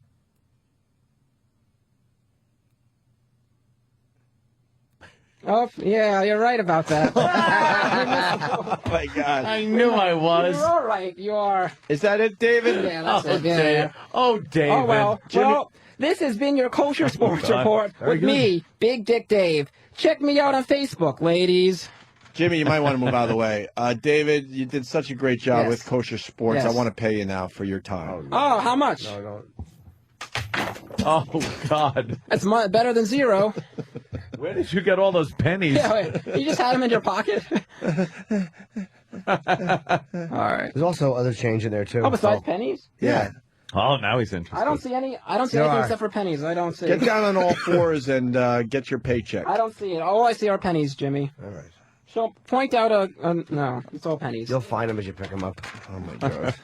You said you would work for minimum wage. There it is. All right, guys. Wow, that was Compelling. I'm gonna miss David when he goes. a dud. They're all pennies. Hey, He had one laugh in there. Oh, Yeah. The first Jesus. story was loud. All right. we're gonna get Sean Stevenson in here after the break. A quick break this time around. But Evan, the star intern of this batch. Oh, right. Yeah. Swivel hips. Huh? What? Evan's the star. Okay. Why you thought you were the No, I thought someone else that I gave an A- to was the star. Who? 39-year-old intern. Oh yeah, Scott. I gave him an A-. So what did you give Evan? I gave him like C. Yeah, but he did a Christian Bale Iron Sheik remix. Oh, let's get him in here. No, let's not. We're just playing his dumb production piece. David's getting very, very combative in his last few days. I'm upset that I'm not going to come back. All right, Oh, Evan. I'm upset. Evan Don't put worry, you'll this get a job together. in an accounting firm. Evan put this together. Accounting firm. Jesus, go. What the fuck are you doing? Good question. Give me a fucking answer. Fuck my tennis cock. I'm gonna fucking kick your fucking ass. Oh, big da. Oh, da-da-da-da. Oh, da-da-da-da. You're unfucking believable. I don't give a fuck. It's the second time that he doesn't give a fuck. Go fuck yourself. You do it one more fucking time. Keep your fucking mouth shut and put you in the camel clutch, break your back, and fuck your ass. Makes you humble. No! No! I'm fucking serious. That's very bad. What the fuck is it with you? I love you. Fuck's sake, man, you're amateur. Rah! Fucking ass. Madison Square Garden.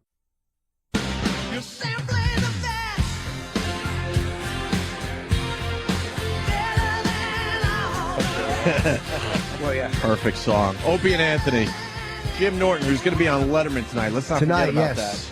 Remember, you're the best. And in the studio, Sean Stevenson. How's it going, guys? Hey, buddy. Good man. He's a motivational speaker. I know you hate the term motivational speaker. It makes me a little bit nauseous, Yeah, it should. It is atrocious, but... Wait, what makes you nauseous about that? Well, when we think of motivation, we think of positive thinking, and we think of pie in the sky, tell yourself you're good enough, you're strong enough, kind of like Stuart Somali from Saturday Night Live. Yeah. And it really doesn't have the impact, and that's not what I do. I'm a very realistic human being that calls it out. If you're doing something to your life that's causing it to fail, I can point that out and help you turn it around. But until you're willing to get real with something, you're just going to keep repeating your past.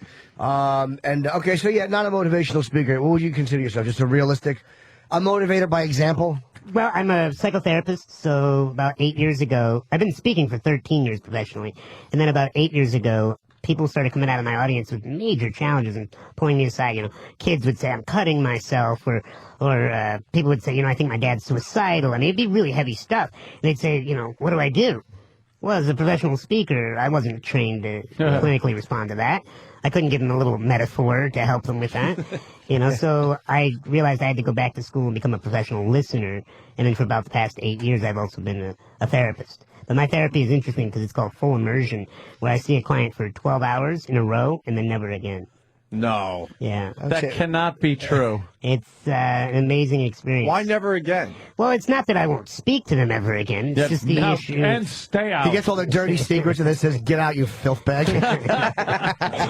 Not really, but we'll let it slide. But who can hang out for 12 straight hours? Well, it's intense, because what happens is, I believe you shouldn't mortgage your pain over time. And any therapy that works for somebody, I'm going on the record and saying, great. However, the field that I chose was full immersion, because I like the idea of you and I getting into a room, going into the depths of what's beyond that story that you tell everybody is your problem, and let's really find that problem and turn it around, and whatever skill we have to give you.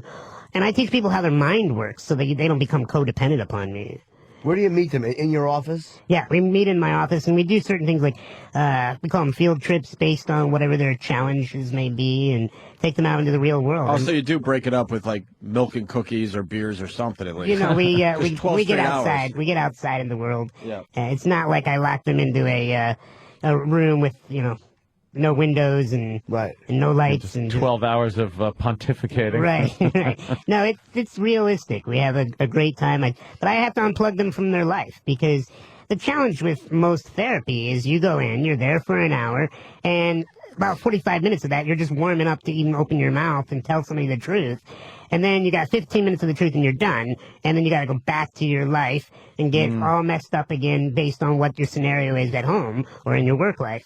Whereas when I got you for 12 hours in a row, you really have the time to go past all that story. Right. You get that 45-minute warm-up, and then the rest of the day, you get real with yourself. What made you want to speak and kind of, you're in a wheelchair and people can't see you on radio. Do you consider yourself, people get so offended at the word handicap, they change it. Do you consider yourself handicapped, or how do you see yourself? I have a physical condition, but it's not what I identify with. I've been called handicapped, I've been called disabled, but let's look at the root word of disabled. It means not able. Well, I've traveled to 47 states, 6 countries, filmed a fitness video with Miss Fitness Universe. I like that one, guys. Yeah. And, written books, traveled the world helping people. Yeah, that doesn't sound not able. It's easy when you get the good parking spaces. That's right. Don't hate, participate. And, all right, so you became a speaker, and what is the challenges you faced? Like, obviously, what is the most annoying thing about when people see you? What is the biggest misconception about the way people treat you or talk to you? What is the thing that you just want to go, would you cut the shit? I'm just a guy. Well, I believe we teach people how to treat us, so I turn around any condescending or any negative behavior that comes into my airspace. So I am responsible for you being comfortable with me. Right. So when I show up, I'm very comfortable in my own skin, so that you go, oh, maybe I should just treat him like a regular guy. I'm not militant at all, because I find that doesn't work. If I'm like, hey, treat me like everybody else, well, now you're freaked out, you're creeped out, and you don't want anything to do with me. And so what I do is I just let people know that, probably the biggest misconception before somebody gets to meet me is that they're going to help me, that I'm helpless. And what they don't realize is I'm completing my PhD, I have a successful business, and I got a great dating life, and my life is fine. So how can I help you? But how did you get comfortable in your own skin? It took years. Because you have an unbelievable confidence. Just sitting here, you're a very confident human being. Thank you. And, most people, you know what I'm trying to, I don't know how Where did this come from? Yeah, how did you get to this Well, point? Because most people, if they're a little short or got some dumb little thing wrong with them, they fall apart. Sure. And you had some big obstacles. Well, I got in front of the right people, so I surrounded myself with amazing mentors. First of all, I was blessed to have 2 great parents, something that most of us cannot say, sadly. My parents were a big part of that. They let me know that my condition did not define who I am. What is your It's called osteogenesis imperfecta, also known as brittle bones disorder. Have you guys seen the movie Unbreakable with Samuel L. Jackson? Oh, sure. Yeah. He was portraying the character of somebody who has my condition. He's supposed to have a milder version of my condition. So with my condition, by the time it stunts the growth of the bones, and it also makes my bones fragile. So as a child, something as simple as sneezing would break a collarbone. Jeez. And by the age 18, I'd fractured over 200 times. So I have had tremendous amount of pain in my life. Yeah. So growing up... So you learned to talk so you didn't have to fight. I don't blame you. That's why you're a great talker, because you're like, I just don't fucking throw a punch. I got it. Smart man. That's right. You got to make friends with the bigger guys. That's the Are key. you still fracturing bones No, as an adult? thank goodness I started on a diet and an exercise program that in the past 9 years I haven't fractured entirely. So we're very fortunate from that standpoint. But again, I teach in my book and I teach in my lectures that you have to be responsible for your life. That means your body, how you keep care of it. You have to be responsible for your finances, for your relationships. You can't blame other people. And growing up, I realized that if I sat in this wheelchair and I blamed everybody around me for getting a better life than I did, I was going to become more and more withered and not have an impact on this planet. So I had to take ownership in this life, and I realized that there's a lot of things that I can't do, but there's a lot more that I can do. Now, for the people out there, how tall are you and how much do you weigh? Just Well, so we got the visual. I'm 3 feet of pleasure and 45 pounds. 45 pounds. Mm-hmm. Yeah, because there are people of, average stature that just are complete screw-ups. So, I mean, you've accomplished a hell of a lot, and, I didn't graduate high school, so. Well, the definition of misery, in my opinion, is focusing on what you don't have, don't like, and don't want. And that's not where I ever spend my time. I focus on what I do have, do like, and do want.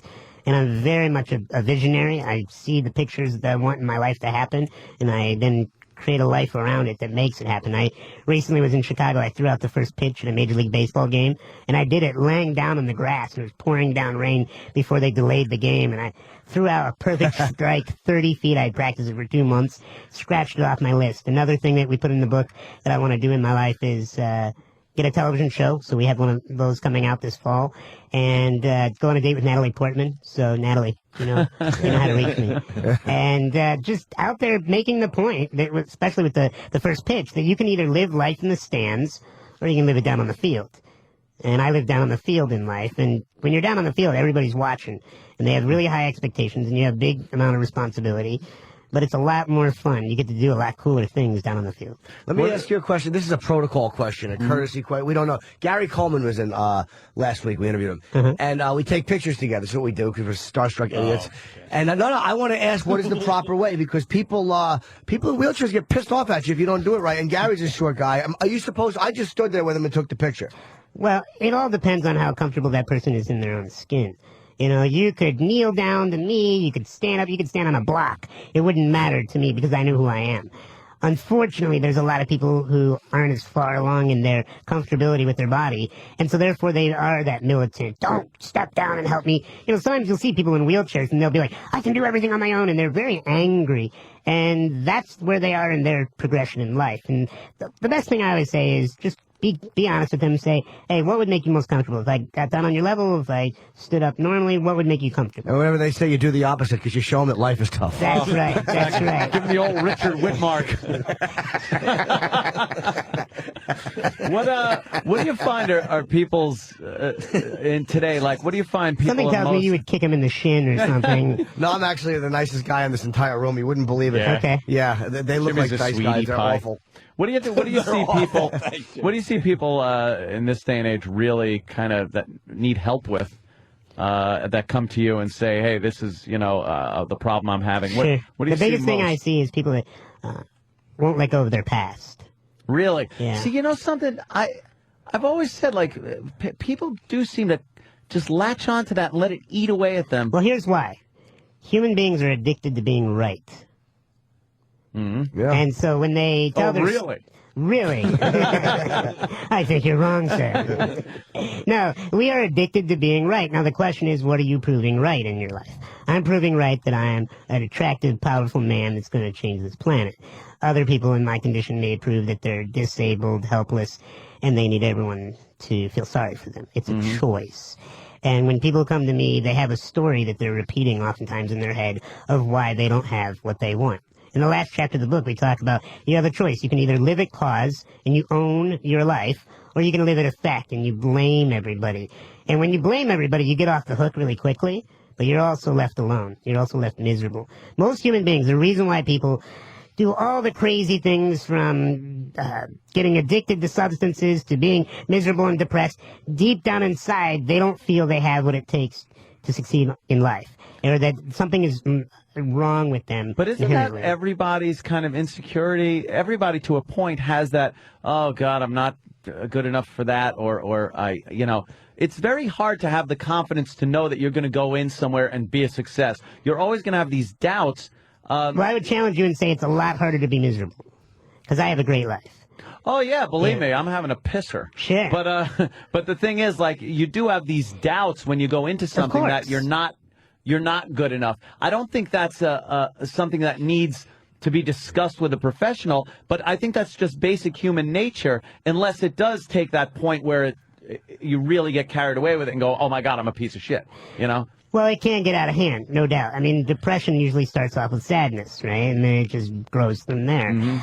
What I intervene is I let the clients know that they have to recognize what they're doing in their behavior. Because as long as you are oblivious to your behavior, it'll just keep repeating. And so you can't change something that you won't acknowledge. When I come into someone's life, I'm very clear about what's going on with your life. What are you currently doing? What do you not have that you want? And then we work backwards from what are you believing about yourself. And it always comes down to the deeper structure of the mind that we can't figure out on our own necessarily. It's odd because you bring up like things about people's past are usually what affects who they are now. In this 12 hours, how hard or easy is it to get to that point and come up with a solution? It's very difficult. If it's ingrained in somebody since they were a kid. We have to, say you take a CD, right? It's playing a song. In order to get that CD to never play that song again, you have to take it out of the machine, you have to keep scratching it until you put it back in and it won't play again the right way. If you scratch it once, it'll skip, but it'll keep playing. Scratch it twice, it'll skip a couple times. But if you keep scratching it to the point that it no longer runs, that program is done in your mind. When clients come to see me, we go in and we fry the circuits of their negative beliefs, of their limitations in their mind, so that it never plays again. So, like, we had a client come in, a young lady, gorgeous young lady, who believed that she was ugly. And we had to go into her mind and help her realize that those beliefs that she had that was making her feel ugly, we had to just use a right amount of therapeutic logic to fry it so that it never played again. She just sent me an email this morning saying, I just can't believe how good it feels to be beautiful again. I bet you what he did was he just banged her and he went, see, you're hot. Something tells me that the licensing board would not approve. A little unethical there, Jim. Unorthodox. Dr. Jim. Unorthodox, I say, not unethical. And by the way, your therapy wouldn't be 12 hours, it'd be 5 minutes. Is that what you're saying? Well, 30 seconds. The benefit of the 32 seconds. I'm in therapy for many years and also 12-step recovery.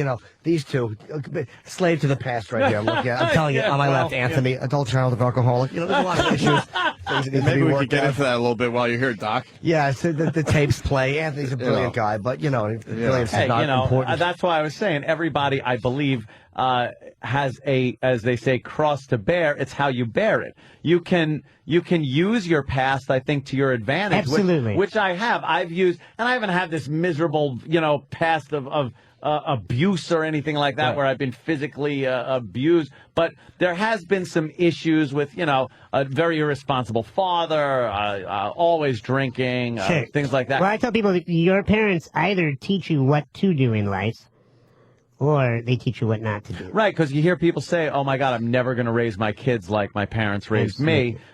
Or some people just fall right into the same cycle and do the same thing. So you could make a plus out of your negative past by, this radio show. I've done that on this show using what I've been through when I was living out in California with my dad. Like I said, very irresponsible. There's just nightmare horror stories they were horrific when I was a kid. Mm-hmm. But now, as you look back, they're just really great stories to tell, to have people go like, holy what?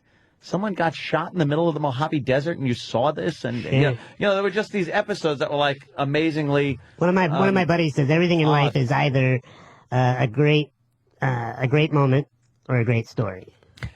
See, that's true. And that's basically what you just said. Yeah. So but obviously there are people that can't deal with it. How do you differentiate between somebody that can and is dealing well with a negative past or isn't?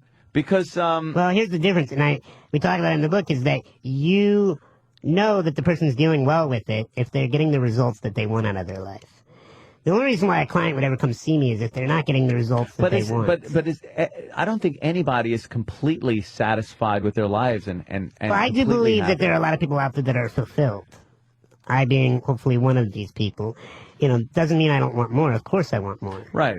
It's human nature to want to grow and have more and do more and try more things. However, it's not human nature. It's human suffering that throughout the process you don't feel good enough. Throughout the process you don't feel like you have what it takes. And what most human beings do to try to feel good is they gratify themselves. Drugs, sex, alcohol, food. They choose things that give pleasure in a split second. Now, what happens is that leaves you hungry, leaves you wanting to do it again and again, and you can never get that satiated. Whereas if you do things that are fulfilling, then a human being feels that they have a purpose. And fulfillment only comes through either growing, so working on yourself personally or in a gym or whatever physically, or contribution, giving back to others. I've never met somebody that says, Sean, I'm sitting in your office and I spend 3 days a week donating my time to a soup kitchen and then 4 more days at a women's abuse shelter, and I'm miserable. I never find that. When human beings contribute their time and their energy and their resources to the planet or to humanity, they find a sense of peace inside of them that's irreplaceable. And when human beings are miserable, they're usually making their whole life all about them. When we focus on ourselves and we just keep thinking, why don't I have this, or why am I not that, or why am I not there in life, that will lead to suffering because it's all about you. When you realize you're just one little thing in a big picture, then you can have connection with the planet. Makes some sense over there. It's ridiculous. Jesus Christ. We got Sean Stevenson in studio. Reset here. Get Off Your Butt is the name of the book. B-U-T. Yeah. How to end self-sabotage and stand up for yourself. We got questions coming in. One about Jimmy. Is that all right, Jimmy? Yeah, of course, man. Fatty pubis. Fatty pubis. Hi, Fatty pubis. The Fatty pubis? Yes. The one and only. Yes, F-A-T-T-I-E. Only After Arbuckle, I believe. A little plump down there, a little plump like that.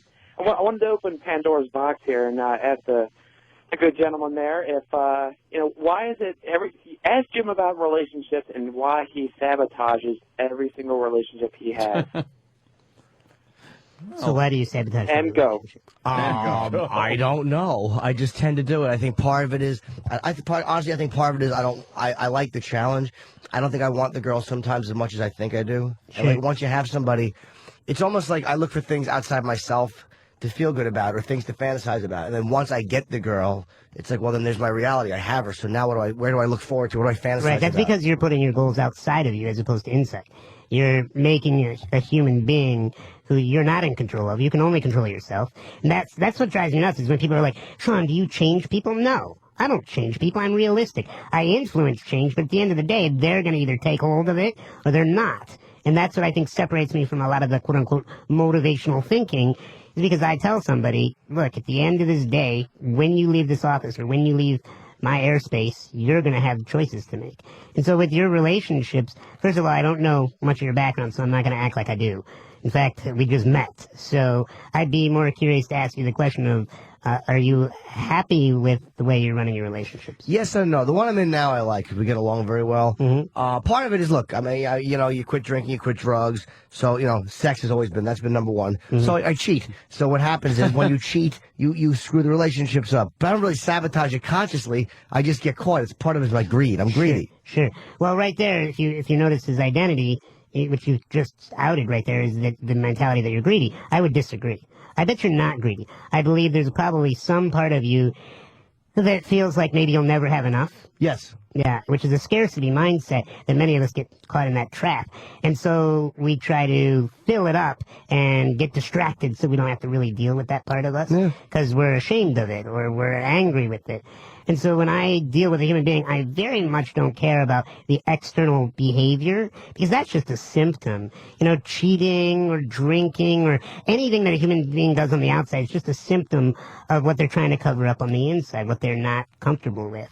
And when human beings come to work with me, I get them on the same page with themselves. If you can think about it for a moment, we talked about this, I think, in the third chapter, that you have two things going for you in life: willpower and imagination. And most people think that they just need more willpower. And that's not true. That's why people go on yo-yo diets. That's why people get into great relationships and sabotage them. That's why people make a bunch of money and then lose it all. Because they think they just need more willpower. But willpower is not enough. That's just what your conscious mind can handle. Whereas you got to get to the imagination. And that's the other element we have. The imagination is that part that can lock onto your identity. I'm greedy, right? I'll never have enough. So then when you finally get to a life where you have enough, as a human being that likes to be right, you race back to the picture of, but no, I'm a greedy guy and I can't have enough. So that's when you sabotage. And it is unconscious. It is outside of your control in terms of what you're aware of. However, when you really study your mind, you realize, oh my goodness, I'm doing this to myself. Human beings, when they come to work with me, the reason why I am so confident is because I'm on the same page with myself. I talk to myself like a best friend would.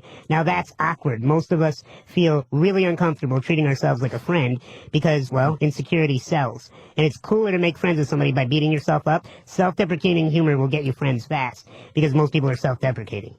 If you start treating yourself with love and respect, people are uncomfortable around you. And yet you'll continue to get a better quality of life and they'll keep pointing fingers at you and saying all these nasty things sometimes. And you can't let that bother you. I also find it's a fear too of normalcy, like a fear of it's almost mediocrity, or settling, like becoming an adult. Like once you're in a relationship and you're happy in a relationship, that kind of constitutes marriage or the end game, as opposed to like, well, I still have a destination. You feel like you don't have a destination, or I feel like I don't have a destination when I'm in a happy relationship. It's almost like, okay, this is it. I'm now an adult. It's real. As opposed to like someday I'll do that. Someday I kind of like. But there's a part of you that sounds like that likes the excitement and the drama and the change, the uncertainty, the adrenaline rush that comes from, oh, I just screwed up. What's going to happen next? But Jimmy, why is that bad? It's bad when I sabotage a good thing. Like when I throw out a good thing. But I mean, if it led to marriage and then can't that be cool? And can't that you continue to grow as a person? And sure, the addicted part. It's the addicted part, the sex addicted part. I mean, I'm aware of what it is. I mean, it's really you wanting to feel good again. That's what addiction is I got to get back to that neutral space where I feel good in the moment. Now it's fleeting when you go outside of you. With women, with food, with drugs, with alcohol. It's fleeting. But when you do it with contribution and personally growing, that can't be taken from you. That can't be replaced. I am a very comfortable human being because I'm constantly giving to this planet. And I've been called all kinds of names. I've been made fun of for my appearance, for my attitude, for my way of living. And yet, at the end of the day, I know that all those comments aren't about me. It's about them. And I don't say that militantly. I just know that when a human being is secure with me, they feel comfortable around me. When a human being is not, that's when they feel the need to attack. And you have no problem getting women, right? Well, I would say I have an easy time getting women. You have an easy time? Well, in terms of... That's like an amazing statement for the average Joe. Sure. Because you've studied women for what? About 30 years from birth. No, I would say I've been... professionally, you've been studying women for 5 or 6 years, exactly. Right? And I find that women are not attracted to a tall, dark, and handsome man. That's a misnomer. They're attracted to the feelings that they get when they're around a tall, dark, and handsome man. If you can evoke those feelings in a 3-foot-tall body that's 45 pounds and in a wheelchair, they all of a sudden start falling in love with you. And I know, because it's happened, and I've had relationships with women that most men would just love to even get to go on a date with.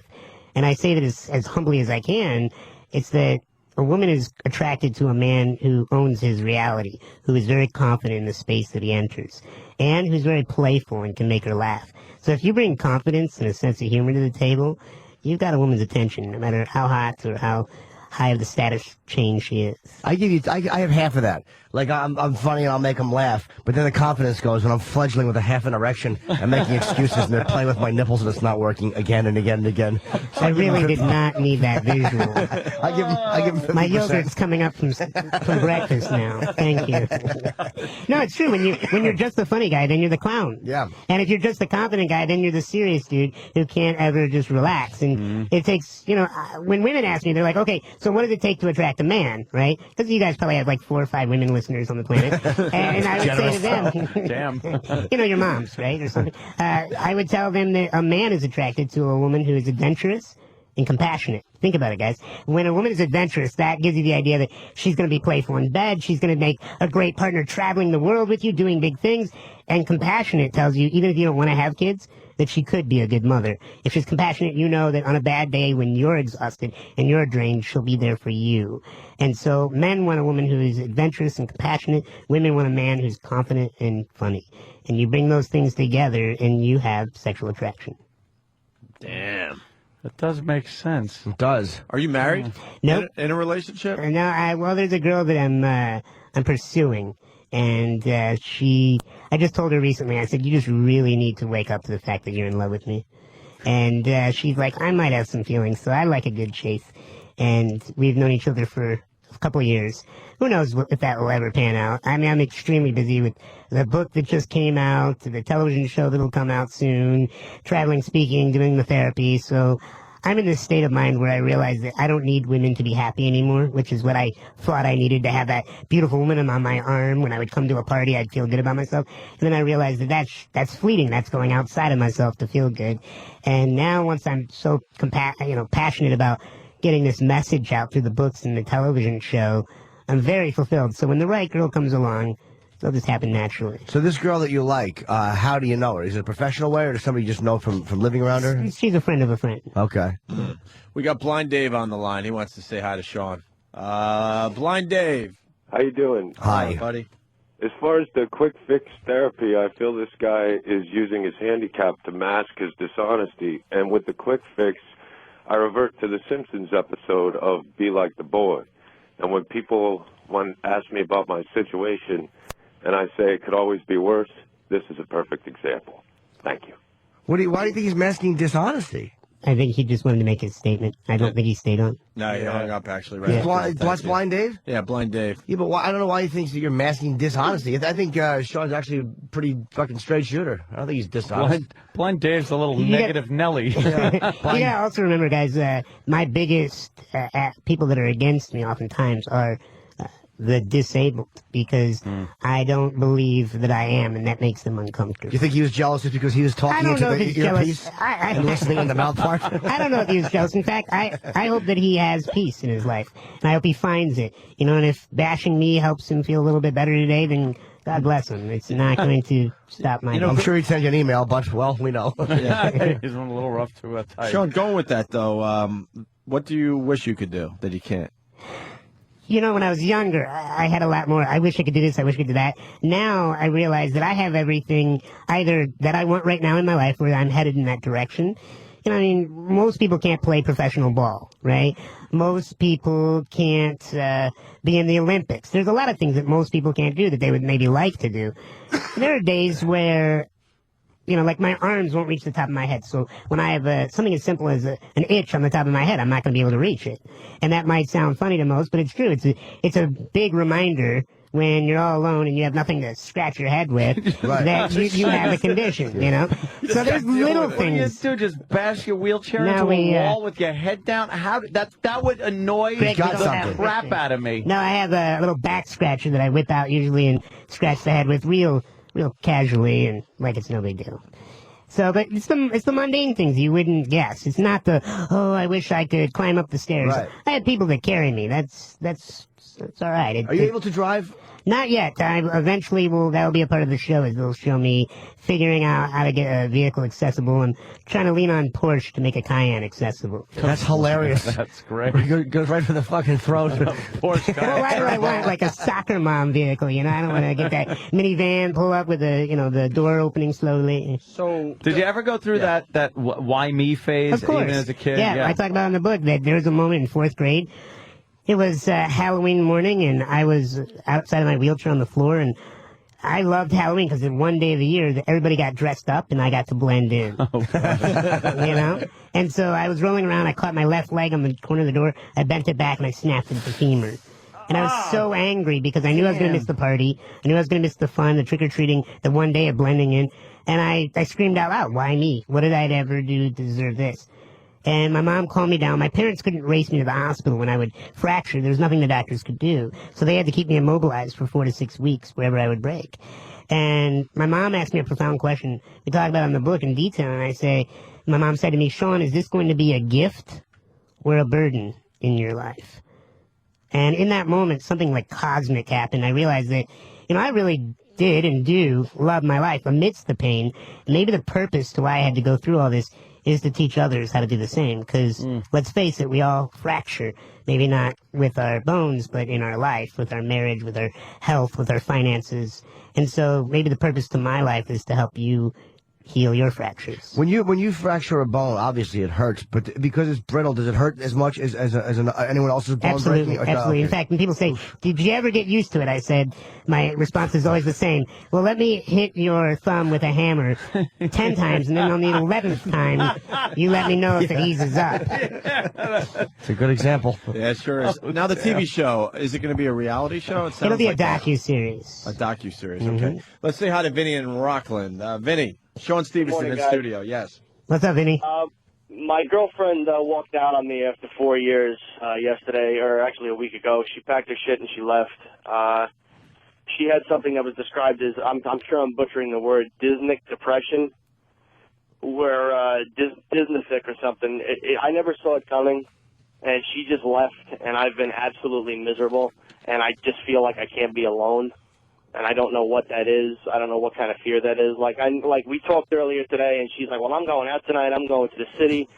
And I said, yeah, well, I'm going to go out too. But, I know the whole night I'll just be worrying about her and what she's going to be getting into. Put in a pool, a bar, and a movie theater in your house. Yes. Well, I already have the gun, so I guess I'm halfway to Anthony. All right, so here's the thing. Would you like some ideas, or you just wanted to share? I need help because sometimes I feel I can't get through the next 5 minutes. Absolutely. Right away, I would tell you to do 2 things. First thing is go hit the gym. If you are starting to exercise, you're going to release all the natural chemicals into your brain that are going to pep you up a little bit. And you can do that naturally and safely. And so I would tell you to hit the gym. That's the first thing. The second thing that I also haven't been eating. I haven't had anything to eat in like 37 hours, and I've been smoking like a chimney. Well, let me ask you this. Is that behavior going to bring you closer to her or push you away from her? I understand the logic behind it, Sure. but I just don't know how to pacify myself. Yeah. Well, stop pacifying yourself and listen closely. So here's what you need to do. You need to hit the gym.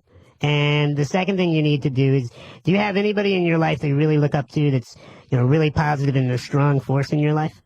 I've got an Besides army me. of good friends around me. Sure. You need to spend time. You need to get out of that house. When you are alone, what happens is you keep looping that story. And you probably, and tell me if I'm right, you probably go between 2 emotions right now, which is anger and sadness. Is that correct? Oh, it's either I'm angry and I want to call her and tell her to go to hell, or I'm a crying, bubbling mess. Sure. And so you're in a crazy 8 right now. You get so angry that then you get exhausted, so you start getting sad. And then you get so sad that you get angry that you're sad, and you get angry again. Is that accurate? Yeah, because I feel like I do the right thing when I get angry, and everybody tells me to act from strength, be strong. And then I get strong, and then I think, well, maybe I was too strong. I didn't Sure. want to hurt her. So I'm gonna give you some advice. It may not sound too manly, but just trust me on it anyway. You need to start journaling. You need to go get yourself a journal, get out a pen, and write down everything that's upsetting you right now. Get it out on paper. Because if you keep looping it in your head, it's gonna own you. Get it out on paper. That's gonna help a little bit. The second thing is you gotta hit that gym. The third thing is you gotta get around those positive people. Get out of the house. else. And the fourth thing that will really help you out is you need perspective right now. You need to go to a hospital and maybe donate your time to a burn victim unit. You need to go to a soup kitchen. You need to put your life in perspective and realize that, yes, this hurts. I'm not telling you it doesn't. I'm not in your shoes. I have no clue what you're physically going through right now. I have an idea, but I'm not you. So you need to get some perspective in your life by seeing that right now you are an asset to this planet, that you could be doing things to make this world a better place. And in that process, you'll magically begin to start to heal. And truth be told, you may or may not get back together with this girl. You may not. And I want you to start to see that you are becoming the man that's going to attract the kind of woman that's not going to walk out on you. And you're also going to attract the kind of behavior that's going to make a woman not want to walk out on you. Thank you. I'll buy your book. Hey, dude, All right, why did she leave? Did she say? Did you just screw up, get caught cheating? You didn't hit her? What happened? No, I didn't hit her, Jim. What happened was we've had a trust issue because there was some sort of infidelity a year ago. And there was never any proof behind it. She always denied it. So what I would find myself doing is, and I dated her 3 years before this, I never had any trust issues. I found myself going through her phone. Okay. And, you know, and harmless stuff like texts from her boss and stuff like that had me thinking, well, what the hell is she doing? Right. Yeah. And I was never able to regain that trust, and it caused, you know, and I drink a lot too. So I came home one day, I drank a lot, and I threw things around the house. But then she came back a week later, but the whole week that she came back and forgave me for it, it seemed like she was completely disconnected from me. Sure. Well, in the future, so that you don't have this happen again with other women, I would recommend that you realize that you have a lot to bring to the relationship. And if a girl doesn't want to be with you, then you need to kindly let her go, as opposed to try to hold tight. When people try to hold tight to things, it always slips between their fingers. And that's But what then she calls me at nighttime and she says, oh, I miss you, I miss you. Sure, because what she's doing is she's going through her own crazy eight right now. She's mad at you, and then she gets to the point where she misses you. So she's going through her own issues right now, too. Amazing. And you're probably an alcoholic, and her father's probably an alcoholic, so she can't let you go. Just kidding. Thanks, Jim. All right, Vinny, great call, man. Take a couple of Xanax and have some beers. Good luck, man. Get off your butt. Sean Stevenson's new Angel book. and demon, right? Just give him the horrible advice. You give the good advice, I'll give him the awful advice. And he was probably right. She probably cheated. You don't start thinking that, like, you know, she probably cheated. You know, she was gargling bleach. He smelled it. But the only reason why women cheat or men cheat is because they're not getting what they need at home, usually. And I find that when... Nice ass. Sometimes it's that simple. Usually it's appreciation, but we'll go with your idea for now. You like the nice ass, right, Doc? Come on. All I gotta say is I appreciate a woman who hits the gym as much as I do. Wait, you're not a doctor yet, right? But you will be. I'm completing my PhD right Well, now. you keep mentioning the gym. You work out? Yeah, I work out. I'll show you guys for a second. I built up a physique here where I actually have a full six-pack in my rib. Right here. Hold on for a second. I'm taking his jacket off. So, check this out. Hold on, I'm taking Look, he's in shape. Jesus. Jesus Christ. He's got a six-pack. He has a six-pack What the hell abs. is going on? Jesus. It was taking you so long. I know. What are you doing? The abs. I got all nervous. He's flexing. You don't want him cracking a rib. Oh, Jesus. Wow, six-pack abs. And I share that with you to make the point that if somebody in my condition can stay in great shape, come on, guys. What do you do for the abs? Lots of sit-ups. Lots of sit-ups, about 100 a day. I was hoping there was something simpler. Yeah, Like, you know, it's funny. I eat a certain food, and then if I shit at a certain time, my abs are here. Sit-ups have got to be easier with you just for leverage. Leverage? Actually, they're harder because I don't have the leg to hold me down. Oh, see, so it's kind of relative, I guess. It is. Let's go to Joe in Manhattan. The phones, everybody wants in now. Joe, we're talking to Sean Hey guys, Stevenson. how's it going? What's Sean up, Joe? Leonard. How are you, buddy? Big question in my own life. Go back and forth with this one. Do you believe in God? And if you do, what kind of God do you believe in? I'm going to punch out. Shit. Do I believe in God? I do believe that there's something that created me. I do believe that there's something that made all this work together. And, you know, I'd rather be in that mindset and be wrong than live the other way around. And so I'm not by any means a religious pusher. I believe that whatever works for you personally, as long as it's not stepping on other human beings, it's a great experience. For me personally, I do pray, I do meditate, and I believe that there's something that we can all connect to that makes us feel at peace. I don't know if that's an energy source. I don't know if that's a man with a long beard. I don't know. I just know for me that I am at peace knowing that there is a higher power. Very good. Let's say hi to Fred in Miami. Fred. Hey guys. Hi, Fred. What's up, Fred? Hey Jim, how you doing? Good, buddy. Hey, I just had a question here. Let me paint the picture for you. I found out that my fiance, after about 5 years, was banging some other dude. And so I booted her out. About 4 weeks later, I connected. I wasn't going through all this shit. I connected with a girl that I used to date in high school and started casually seeing her. She was pushing and pushing and pushing for a relationship with me.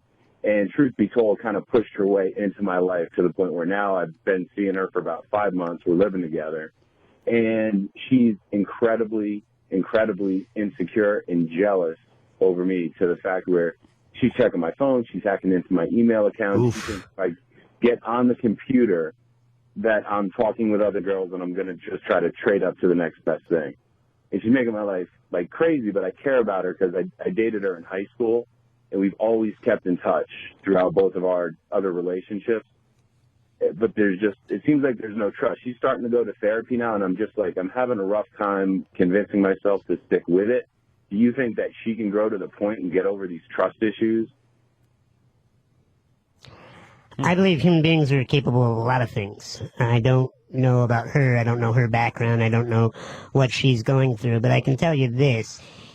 You can be supportive and you can be understanding, but also you have to have a threshold of which you will tolerate, and she's got to know what that is. You know, you said just right on this phone that she pushed her way into your life, correct? Yeah, correct. Yeah. So basically anything that happens now, just be open to the fact that you brought it into your world, and so now it's time to deal with it. And I say that, as lovingly as I can, but the truth is, when somebody's usually pushy, they're usually also needy. And they kind of go hand in hand. So you have to either give her space and know that it's going to be possibly a rough ride, and hold on and keep yourself entertained with good things and keep being supportive, or you have to set a threshold and set a standard of how you want to be treated, and if she can't live up to that, you need to let her know that you need to move on. And human beings hate to do that. We feel guilty for leaving somebody who's codependent. However, they pull us down to the bottom of the pool, and I don't believe that's what you need to be doing either. Yeah. So it's really, you're going to have some serious conversations with your woman and tell her that you love her if you do, and let her know that you care about her, but also let her know what's acceptable and what's not. And then also be an example in the relationship. And, you need to come from the point where you're not afraid either. Cool, man. Thanks. I'll get the book. I appreciate it. All right, brother. Take care. It's funny. I've dealt with the same stuff in the past, and yet every time I was always cheating. So it was basically just a game of cat and mouse. Well, when people hurt us, we want to hurt them back oftentimes. Yeah. Yeah, I'll get even with you, whether it's our parents or our lover or our boss, and it only continues the negative cycle. Chuck? Is this Chuck in Tennessee? Yeah, good evening. Hi, Chuck. Hey, Chuck. I wanted to ask about weight loss and keeping weight off. I always had a problem with going up and down in weight a lot. Sure. And I was just wondering what he thought about as far as therapy goes with helping your weight loss and keeping your weight off if you've had a problem going up and down your whole life. And I don't mean 15, 20 pounds. I mean, I can go up 100 and then lose 100 and really work hard at it.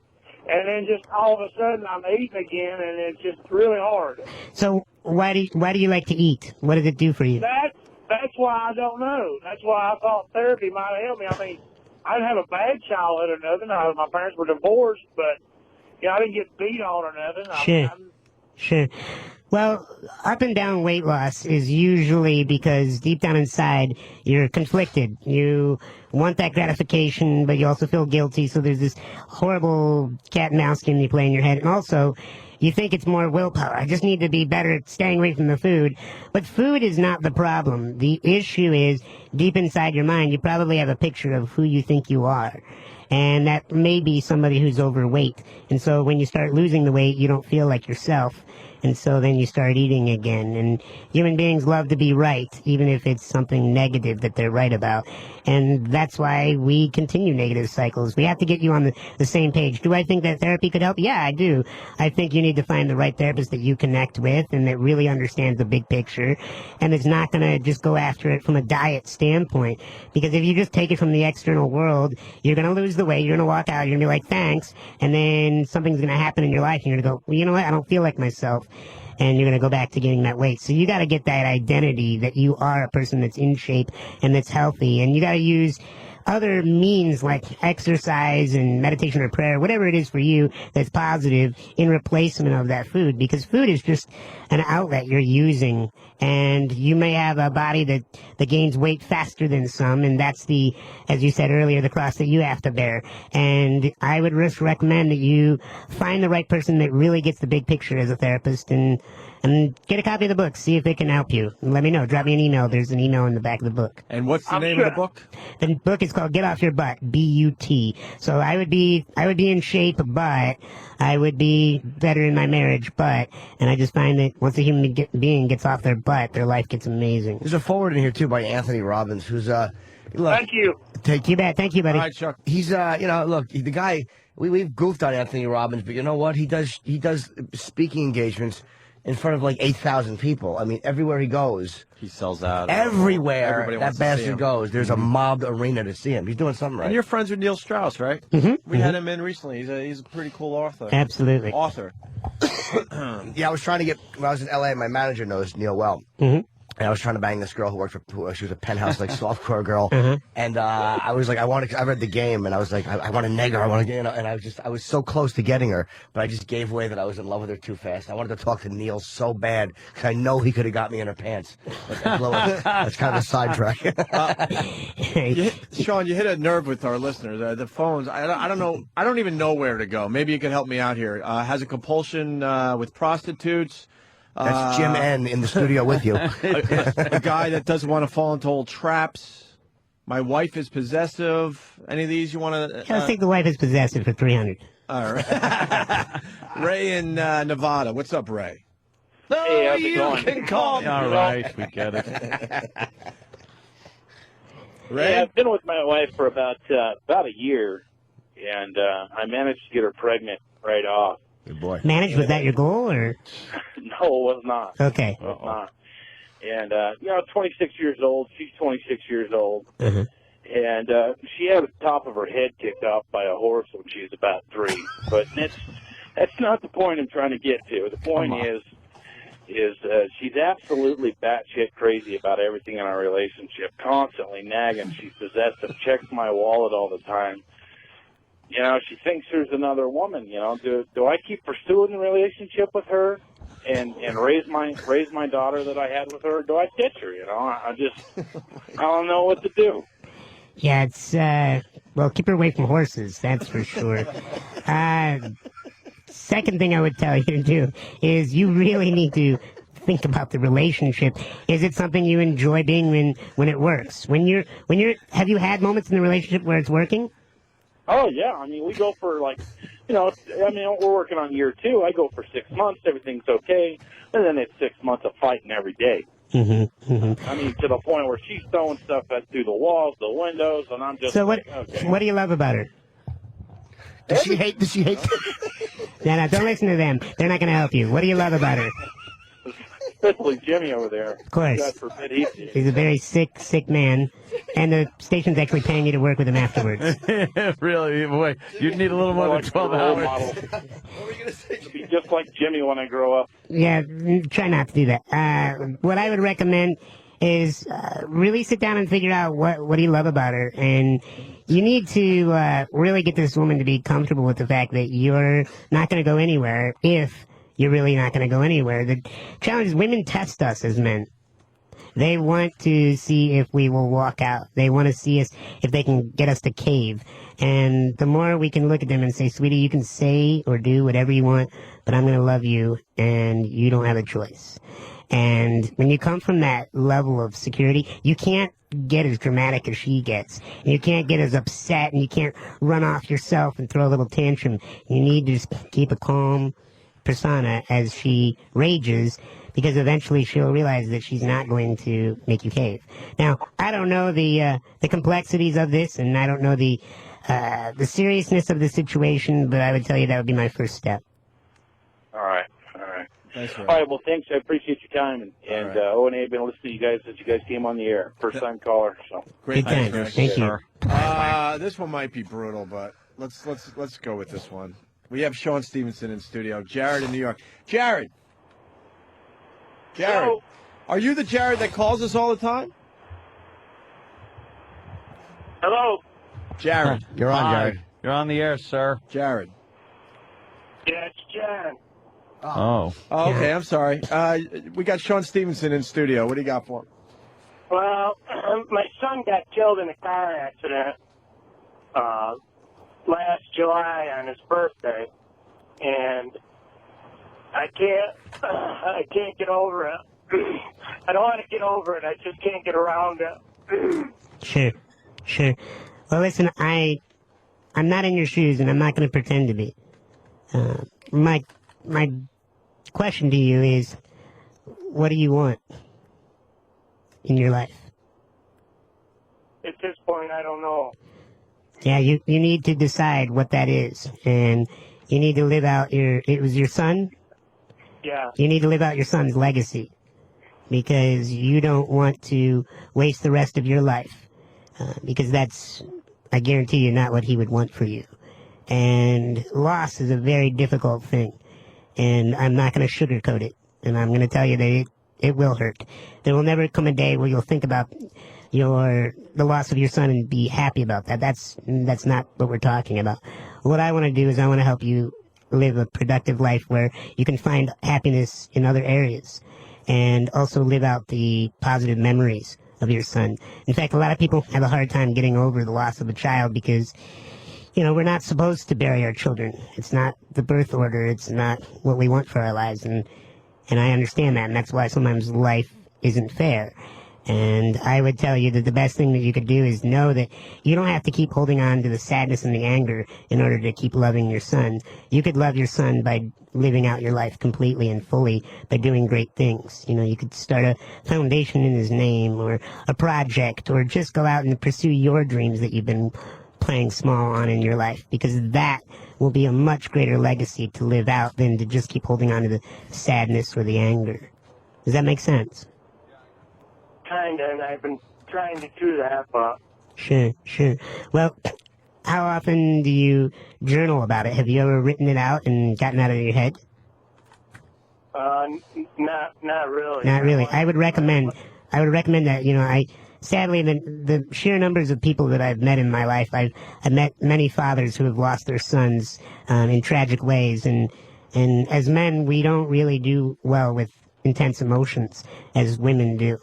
And therefore I would tell you to journal. It's not the end all. I'm not saying the journal will bring your son back, but it will bring back the parts of your son that you love and that you can get close to again. Because I promise you, someday, somehow, your energy will align with your son again.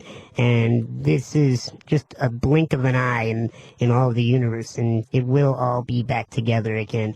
Everything, in my opinion, and I could be wrong, but everything in my opinion is everything will return to a state of bliss. And in the meantime, you need to focus on what you loved about your son, focus on all the great times you had with your son, and make sure that you're doing something with your life right now. If you keep looping that thought of how unfair it is that you lost your son, you will be miserable, sir. And I wish I had another statement, but it's the truth. You need to put your life on a purpose. When you find your purpose to your pain will decrease, I promise. All right, thank you. You're welcome, sir. Jesus. So that's a little intense with the Opie and Anthony show. Sorry, guys. It's real. Whatever, I got it's reality. Eyeball. What's that? I got a teary eyeball. There you go. Holy shit. It's reality. What do you. Life sucks sometimes. You just got a real moment out of me, motherfucker. I say to people that fairness is an illusion. When somebody says to me, well, isn't it not fair that you got that body and I got this one? And I say, absolutely not. You're dealt cards in life, and it's not the cards that you're dealt. It's how you play the hand. You guys play Texas Hold'em ever? Oh, yeah. You can actually win with a pair of twos if everybody else folds, right? Yeah. You could win. You could go all in on a pair of twos and win. And somebody else would be like, oh, I can't believe I got a pair of twos, and they'd be so angry. It's not the cards you're dealt, it's how you play them. And in my life, I don't believe that I got dealt a bad hand with this body. I got dealt a different hand. See, I can do things with this condition that you can't do with yours. I can roll into a room, I don't have to spike my hair, get tattoos, look like I fell into a tackle box to be remembered. I just show up. Yeah. And that is a positive aspect. And if I focus on that, then I can actually do something with it. If I keep focusing on what I can't do, then I'm miserable. And that's just not going to be any good to myself or the planet. Jesus. You could buy a house with a crawl space and finish the basement. You know, everything is first class to me. There's a bunch of things that Coach you doesn't don't bother look me. at Coach, economy car sizes don't bother me, and I'm never cramped ever. You have leg room, right? I got plenty of leg room. I can still sit in my mom's lap. I can sit in any woman's lap, and I have advantages. Did you have average sized parents, or Yeah, you're still my, alive, right? My dad. I think That's he's your in the dad? room. Yeah, absolutely. Get the fuck out of here. I don't say that to him because I want you guys to treat me real as opposed to being. I thought you were like his handler, publicist. Yeah, I Something. thought you were a publicist. That's your dad right there. Yep, he's my lackey. I love it. I've seen him smiling the whole time, like just proud, man. When did you know you had a special son? And I mean special, gifted, freaking a genius, basically. When did you know? Go for it, Pops. Well, actually, right from the beginning, because what we focused on from the day he was born, which we immediately started to say, okay, we're faced with a different situation here, and we can either look at how different our life is going to be, or we can look at how special our life's going to be, and we can start to look at all the things he can do instead of focusing on all the things he can't do. Yeah, tell him about the basketball game. Well, and he used to love to play basketball, and because he's got a small hoop in his room, and he throws a smaller ball in the hoop, and he would get a little down that he couldn't play basketball. And I said, Sean, let's look at it in a different way. You're a very smart guy, so what maybe you can do is you can grow up, become very wealthy, and you can buy your own NBA team instead of worrying about not being able to play basketball. Let's take everything from the aspect of how you can do it instead of what you can't do. Wow. And I have a great mom, and they have a great marriage, and some people use that as their butt against me. They'll say, "But you got great parents," and I say, "Look, I got the great parents, you got the working legs. Let's keep going." So how much bubble wrap did you buy as a parent years ago? A lot of egg crate foam. Yeah, a lot of egg crate foam. Sheepskin and egg crate foam. Absolutely. That's what he had to be laid on for many I got used to the bearskin rug, and I just not let it go. How many times in the ER growing up? Actually, they didn't race me to the hospital. There's stuff in the doctors could We do. was Shriners Hospital, and because he broke so often, a lot of times he'd be broken, and we'd have to depend on him to tell us because it wouldn't even show on an x-ray. It might be a hairline fracture that was extremely painful that wouldn't show up. So people at Shriners Hospital in Chicago knew us, and they basically trained us how to immobilize him, and they'd give us casting material so we didn't have to put him through the pain of taking him to the hospital. The whole first chapter is about my family and raising me and where I've come through and what I've had to go through. And it's been a wild journey, and I wouldn't trade my parents for anything on this planet. Yeah, I'm just imagining the copays. It's like an ATM machine just pumping out copays. What was the scariest experience you had? There had to be one that was really, really. Well, there were South Carolina did? There were a number of scary ones. One, we were in South Carolina on vacation, and Don't say the name of the hotel, then. no, we asked for a handicap room. How old were you? And 13. He was 13. We rolled into the room, and a hawk, and we were located on a harbor overlooking, ships and fishing boats and things.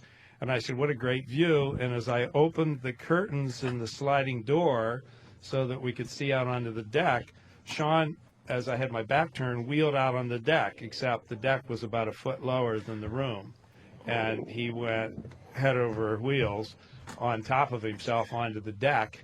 And it broke his nose, broke both his arms. Wow. Both one legs. Of his legs. And he was bleeding profusely because he had broken his nose. We didn't know what was wrong. We didn't know if he had got a concussion or what. And we had to immediately get him back up and get emergency services. But when emergency services came, we tried to explain to them what disorder he had and that they wouldn't be able to touch him unless we were allowed to help. And they said, "Listen, sir, either we do this or we don't do anything." I said, "Then you're not doing anything. Get your head orthopedic surgeon on the phone at the hospital." And we finally talked to the orthopedic surgeon at the hospital, the local hospital. We explained to him I was on the board of directors of the OI Foundation and that this was his condition. and he worked with us. So let me ask you. You didn't want them actually setting. Well, you couldn't set. Well, we couldn't set, but I didn't Because want they were them trying hairlines to a lot of lift times. him and break something else. Right. Absolutely. Oh. If you were to set the bones, it would cause them to crumble more. But it was frightening because we were way far away from home. Yeah. We knew we somehow had to get back to Chicago from where we were, and fortunately had friends in that area that allow us to stay there for 6 weeks until he healed. 6 weeks. Wow. Came back on an airplane. So what did you like? So you're sitting there just with, excuse me, 2 broken legs, 2 broken arms, a broken nose, and what is it you can do? What you put casting material on him at all, or Face nothing? bandages If usually. nothing is out of alignment, you just have to immobilize him. Wow. So I had a lot of time when people ask me, they're like, With ace bandages, popsicle sticks, whatever Yeah. it took to immobilize it. I've had a lot of time to think in my life because while other kids were running around playing at school, I was at home a lot of times just healing in pain. And so I grew up fast.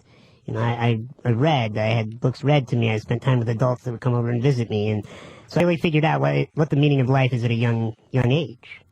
We And also I all haven't looked learned back. flexibility real quick. Because Absolutely. You couldn't ever be attached to the outcome of something. If we were planning a vacation and went to walk out the door and he broke his leg, the vacation was called off right then. Did that We made happen? other Oh, plans. many times. Not a Yeah, yeah. But, I mean, we all have to learn to adapt. In fact, when I go into school systems and they say, oh, are you disabled? And the first thing out of my mouth is, disabled means not able, like I said earlier. And the only disability is one's refusal to adapt. See, I adapt constantly. And, you know, Darwin, when they talked about evolution, it's not the strong survive. It's the one that evolves and adapts the fastest that survives.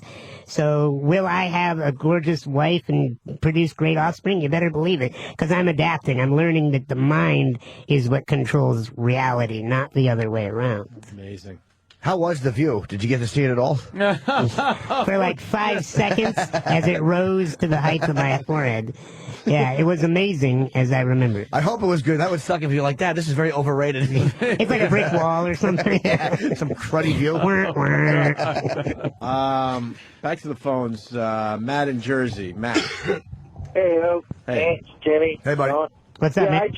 I want to say, well, you weren't the only one getting misty-eyed out here, you know, and as far as Ann said, this is, you know, friggin' reality, man. And I just want to say thanks to Sean. I mean, he really touched something to me. I don't know what it was, but it's got me thinking. I'm going to run right out and buy the book. So Awesome, brother. Thank you. And You with that- sold. Oh, go ahead. I'm sorry.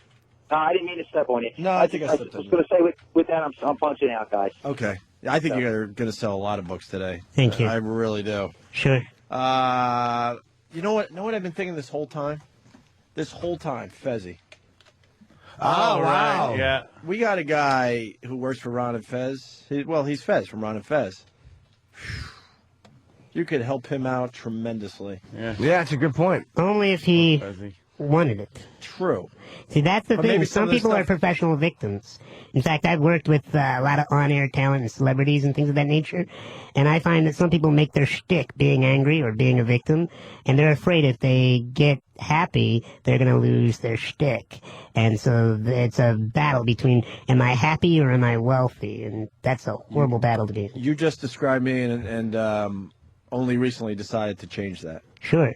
I don't think I've announced it on the air, but I started therapy about 2 months ago. Awesome. I finally got sick of it. It's like, there's other sides of me that need to come out. Yeah. I'm sick of the same fucking path over and Well, over. you could have all the money in the world. You could have beautiful women on your arm. You could have great cars, great houses. You could have the external world that looks like you're living the good life, and you could be miserable. Are we in agreement on that? Yes. Yes. and yet you could also be, just sitting on a park bench and be at peace. So it's not about the external world; it's about the internal world, and that's what I go into. Is that when somebody comes to me and they say, I would be happier if I got this plastic surgery. Like a young lady comes in, I say, you know what? Maybe for a few weeks or months. But at some point, you're going to find something else that you don't like. And that's why plastic surgery can become addictive. I mean, we see that. So whenever you think that by changing the outside world, you'll improve the inside world, you're delusional. That's ridiculous, right? You got to work on the inside, too. What I always say is mentality creates reality, not the other way around. I watch The Biggest Loser, and these guys lose a tremendous amount of weight, and then most of them go back to their regular lives, and I don't think they work on the inside that much. I think they do a little bit on the show, yeah. but it's mostly about working on the outside and losing the weight and getting in shape, blah, blah, blah.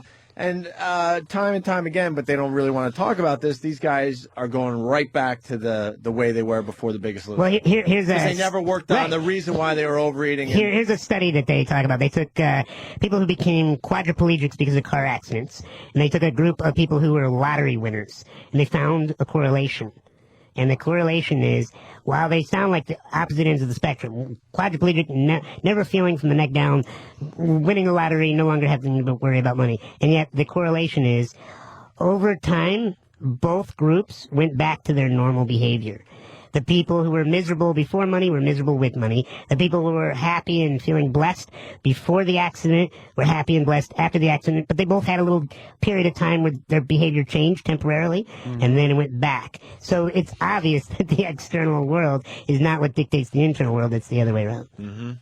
Although if I had to choose, I'd probably take lottery. Give Rock, paper, scissors on that. Give him the choice. Yeah, you always go with lottery. You want to take one more call and then we'll get you out of here? Let's do it. Sean? Sure. Let's do You it. got the compulsion with prostitutes. You got lost my family in a tornado. Oy. Jesus. I guess you got to go with that one, right? Yes. Enough of the lost the family. I know. Ant doesn't like when we get a little serious. He, There's he gets a Kleenex little next to him, though. uncomfortable. I see. It's all right. It'll be fun. That's a very sad fellow. All right, let's have one. I'm a sad fellow? Yes. Really? No. Because make me think I am. You, It's going to you make me guys, sad. do you guys need to cuddle right now? No, I love Anthony. We'll do that You guys later. know you spoon. Come on. Yeah, spooning with Jimmy. He's so soft and hairless. I know, but he always makes me go in the front, because if I go in the back, you know. Wow. All right, let's go to the tornado. Let's say hi to Chris in Missouri. Chris. Hey, guys. Hey, Chris. What's up, buddy? Hey, Chris. Hello? Yes, you're on the air, sir. Chris. I'm here. Here's the problem. You see, he's. Are you I don't kidding know or what are you serious? I don't even know what he's saying, but I know it's not serious. Chris. He's just screwing everything up. Are you serious or are you joking? I don't know. All right. I think we did it. That's awesome. Let's end on that note. Yeah, that awesome. Because it's like this awkward feeling. We're like, thanks for being here, Sean. Nah, before all, what are you kidding? We decided to really take the high road and really do something different today, so Cool. it's a good place to end before the wheels start falling off. And Of I'm course. It's obvious surprised that- the listeners actually weren't being jackasses more, to tell you the truth. Yeah, Yeah. I know there'd be one that got on there. Yeah, though. I'm sure. They're usually what we call silly geese. Hey, Nice. the one thing we forgot to ask you about, you worked for Clinton. Yeah. What kind of guy is he? He's amazing. I talk about it in the book that, he's not just the greatest communicator. He's the Hey, they greatest. said that about Reagan. He's the greatest connector. So, like, when you're around him, he's talking to you, you feel like he's not thinking about the rest of his day. He's just talking to you. There's this moment after he got out of office, and he was in Chicago, and we met for a little bit, and he came into the room and he said, Sean, boy, am I glad to see you. And, maybe he says that to everybody, but the way he said it was just so genuine. He remembered my name, and he had no one there to prompt him. He didn't know I was there. And just... that- Sean? Yeah. You're easy to remember. This is true. This is true. I mean- But you got to remember, a president in 2 terms of office Right. meets lots of people with all different kinds of conditions. So yes, I agree. It's kind of hard to forget me. It gets burned into the back of your mind forever. But yeah, he's just a very caring human being, and whether you like him or you loathe him, he's good at getting you to laugh. He's good at getting you to open up about your own hobbies, and he's just, yes, there's a plethora of jokes that come at me when I tell people that I used to work for him, and I've handled them all. But the truth is, I really enjoyed my time with him, and working with him was a delight. There's a story about him. De Niro was supposed to do a sketch together for some show, and De Niro, who's just such a great actor, but comedic sketches, he's very awful, and he was panicking, he didn't know what to do. And they said when Clinton came in, he was like, "No, Bob, we'll just do it like this," and he just told De Niro how to act the scene out, and they made it funny. Yeah. Like De Niro was just He's very secure in his own reality. I learned about compartmentalizing when I worked for him because, he had a lot going on. I mean, he had these allegations against him. He had, the year that I was there, the Capitol Guards were shot. Remember at the Capitol in 1998? We had the bombing in Afghanistan, at the African embassy. We had the fires in Florida. All these things were taking place. He's having to sign bills, and yet every meeting he went into, it was like he just had one thing to do that day. And that's massive compartmentalizing, and I have mad respect for that. Yeah, I guess when you're on that level of responsibility, you learn how to just do one thing at a time. Gonna do it all today. Poor Bush looked like he was coming unraveled every 5 minutes. Like he was still thinking about it from like 75 that he could have done better in Texas. Stupid George. Well, let's thank Sean Stevenson for stopping by. This was an amazing hour. It really was. Maybe he calls into the Ron and Fez show today. Are you real busy today? Check with my publicist and she'll tell you. I understand. Or maybe down the road because I'd love to come on. I come back to New York quite often. So. You should be in the studio for them. I'm telling you. Yeah, Ron absolutely. and Fez, that'd be a very interesting interview too. Yeah, because Fezzy definitely is struggling with a lot of stuff, and it frustrates the hell out of Ronnie. And Sure. Ronnie does what he can. And well, when we don't feel good, we don't perform well, whether that's in business or in life with our health. And so my number one goal when I'm working with somebody is let's get you to the point where you feel good again. Yeah. And then you'll do well in your career. Okay. The book, Get Off Your Butt, B-U-T, How to End Self-Sabotage and Stand Up for Yourself. I'm not just saying this. I'm going to read this one. Excellent. You know, a lot of authors come in and it's like, whatever. It's a very big print. You'll be fine. Yeah, I Little see pop-up that. pictures. And... I see that. I think I could get through this pretty quickly, which I like too. Well, thanks for having me on, guys. And you can get this anywhere. You can get in it bookstores, online, Amazon, Borders.com, BarnesandNoble.com, anywhere. Yeah, you can get this. It's a very easy book to get. And his website, timetostand.com. TIMETOSTAND.com. Huh? Yeah, this was great, man. And we don't have to tell his father, but you got an amazing son there. I'm sure you've heard that too many times, but not sick of hearing it, right? And you also look very young to be the father. We just thought you were the publicist. Yeah, no kidding. Yeah, he likes to say that. Whenever we're at the grocery store and let's say somebody's talking to him, I'm like, hey, Dad, what about that prune juice you needed? And, always letting him know that you are not my brother. All right. Just changing gears as we thank Sean. We got to give props to whatwoulddtylerdurdendo.com, wwtdd.com. Go there instead of Perez Hilton for your celebrity gossip. He's the real deal. He doesn't talk about himself. But he put us right on the front page. It's funny. It's the headline, That Studio Must Smell Terrific, and it's the picture of the Iron Sheik. Pardon me, Sean, but we had a guy in here yesterday that peed his pants, and we took a picture. Sometimes that happens. And we kind of mocked it, and now it's on a massive website. Which we're now promoting. I love how you guys build self-esteem. Thank you. You keep me in business. I appreciate it. Well, you know the Iron Sheik, the wrestler. Mm-mm. Oh, you're not familiar? You're not a wrestling guy? I'm Danny, what not is big into male soap opera stuff. what does the website say? It says. Oh, well, that would help. It says, I hope no one thinks the Opie and Anthony show with little Jimmy Norton just went away when their home station in New York changed formats. And then watch the ratings drop to 1.4. Well done, WXRK. But still, the move to uninterrupted music should pay off because uninterrupted music is very hard to come by unless you have an iPod or a dial on your radio. Oh, they're beating the shit out of these. Good. Our old bosses. Nice. But O&A are still on XM and Sirius, and yesterday they had on the easily relaxed Iron Sheik who pissed his pants without knowing it during the show. Thankfully on a non-fabric couch. It was funny as a listener, but maybe not as an opponent. I don't think it's too much to ask that the guy you're wrestling not... I don't think it's too much to ask that the guy you're the wrestling one not Sean's pee on dad you. is sitting on, actually. Yeah, right there. And I don't Right think in the we wet cleaned spot, up. possibly. I also just I emailed over the picture I took of the Sheik's balls, so hopefully that'll be up later on wwtdd.com. Very nice. All right. Take a break. We're done. Okay. We're done, and we got a little something that the boys put together as far as the Iron Sheik goes, a little movie trailer. Thanks to Sean Stevenson, and don't forget, watch me on Letterman tonight with Kiefer Sutherland. It's on 11:30, or just TiVo if you're going out to get laid. Do what you want. See, he's on Letterman tonight there, Sean, huh? We got to help me get me on there, too. Oh, you got some pull? Not really, no. I did it in 2006, and then again this week. Actually, maybe it's a good thing if you don't mention my name, probably. Yeah, I'm sure I'm not going to help, believe me, unless we'll be on in 5 years. I have a feeling that you're going to have massive success in the next few years as far as, like, people getting to know who you are. Thank you. Oh, there's no doubt. Your time is here, my friend. See you guys Monday. Yeah, the boys put this together. We'll see you Monday. Have a great week. Bye. Somewhere in the Middle East, a murderous crime ring is about to trigger an international crisis. Who can the world turn to face this nightmare head on?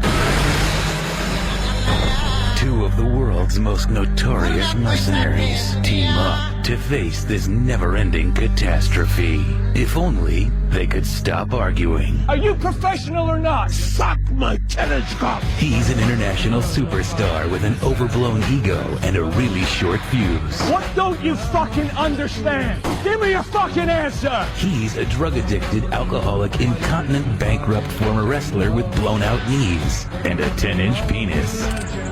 Suck my tennis cock. If they can get along, they might just manage to save the world. Think for 1 fucking second. Keep your fucking mouth shut. Christian Bale. I'm gonna fucking kick your fucking ass. You don't shut up for a second, all right? The Iron Sheik. That son of a bitch! This summer, one gets pissed off. No! Really easily. No! The other pees all over himself. Fucking bitch, pussy! Pissed on and pissed off. Coming this summer.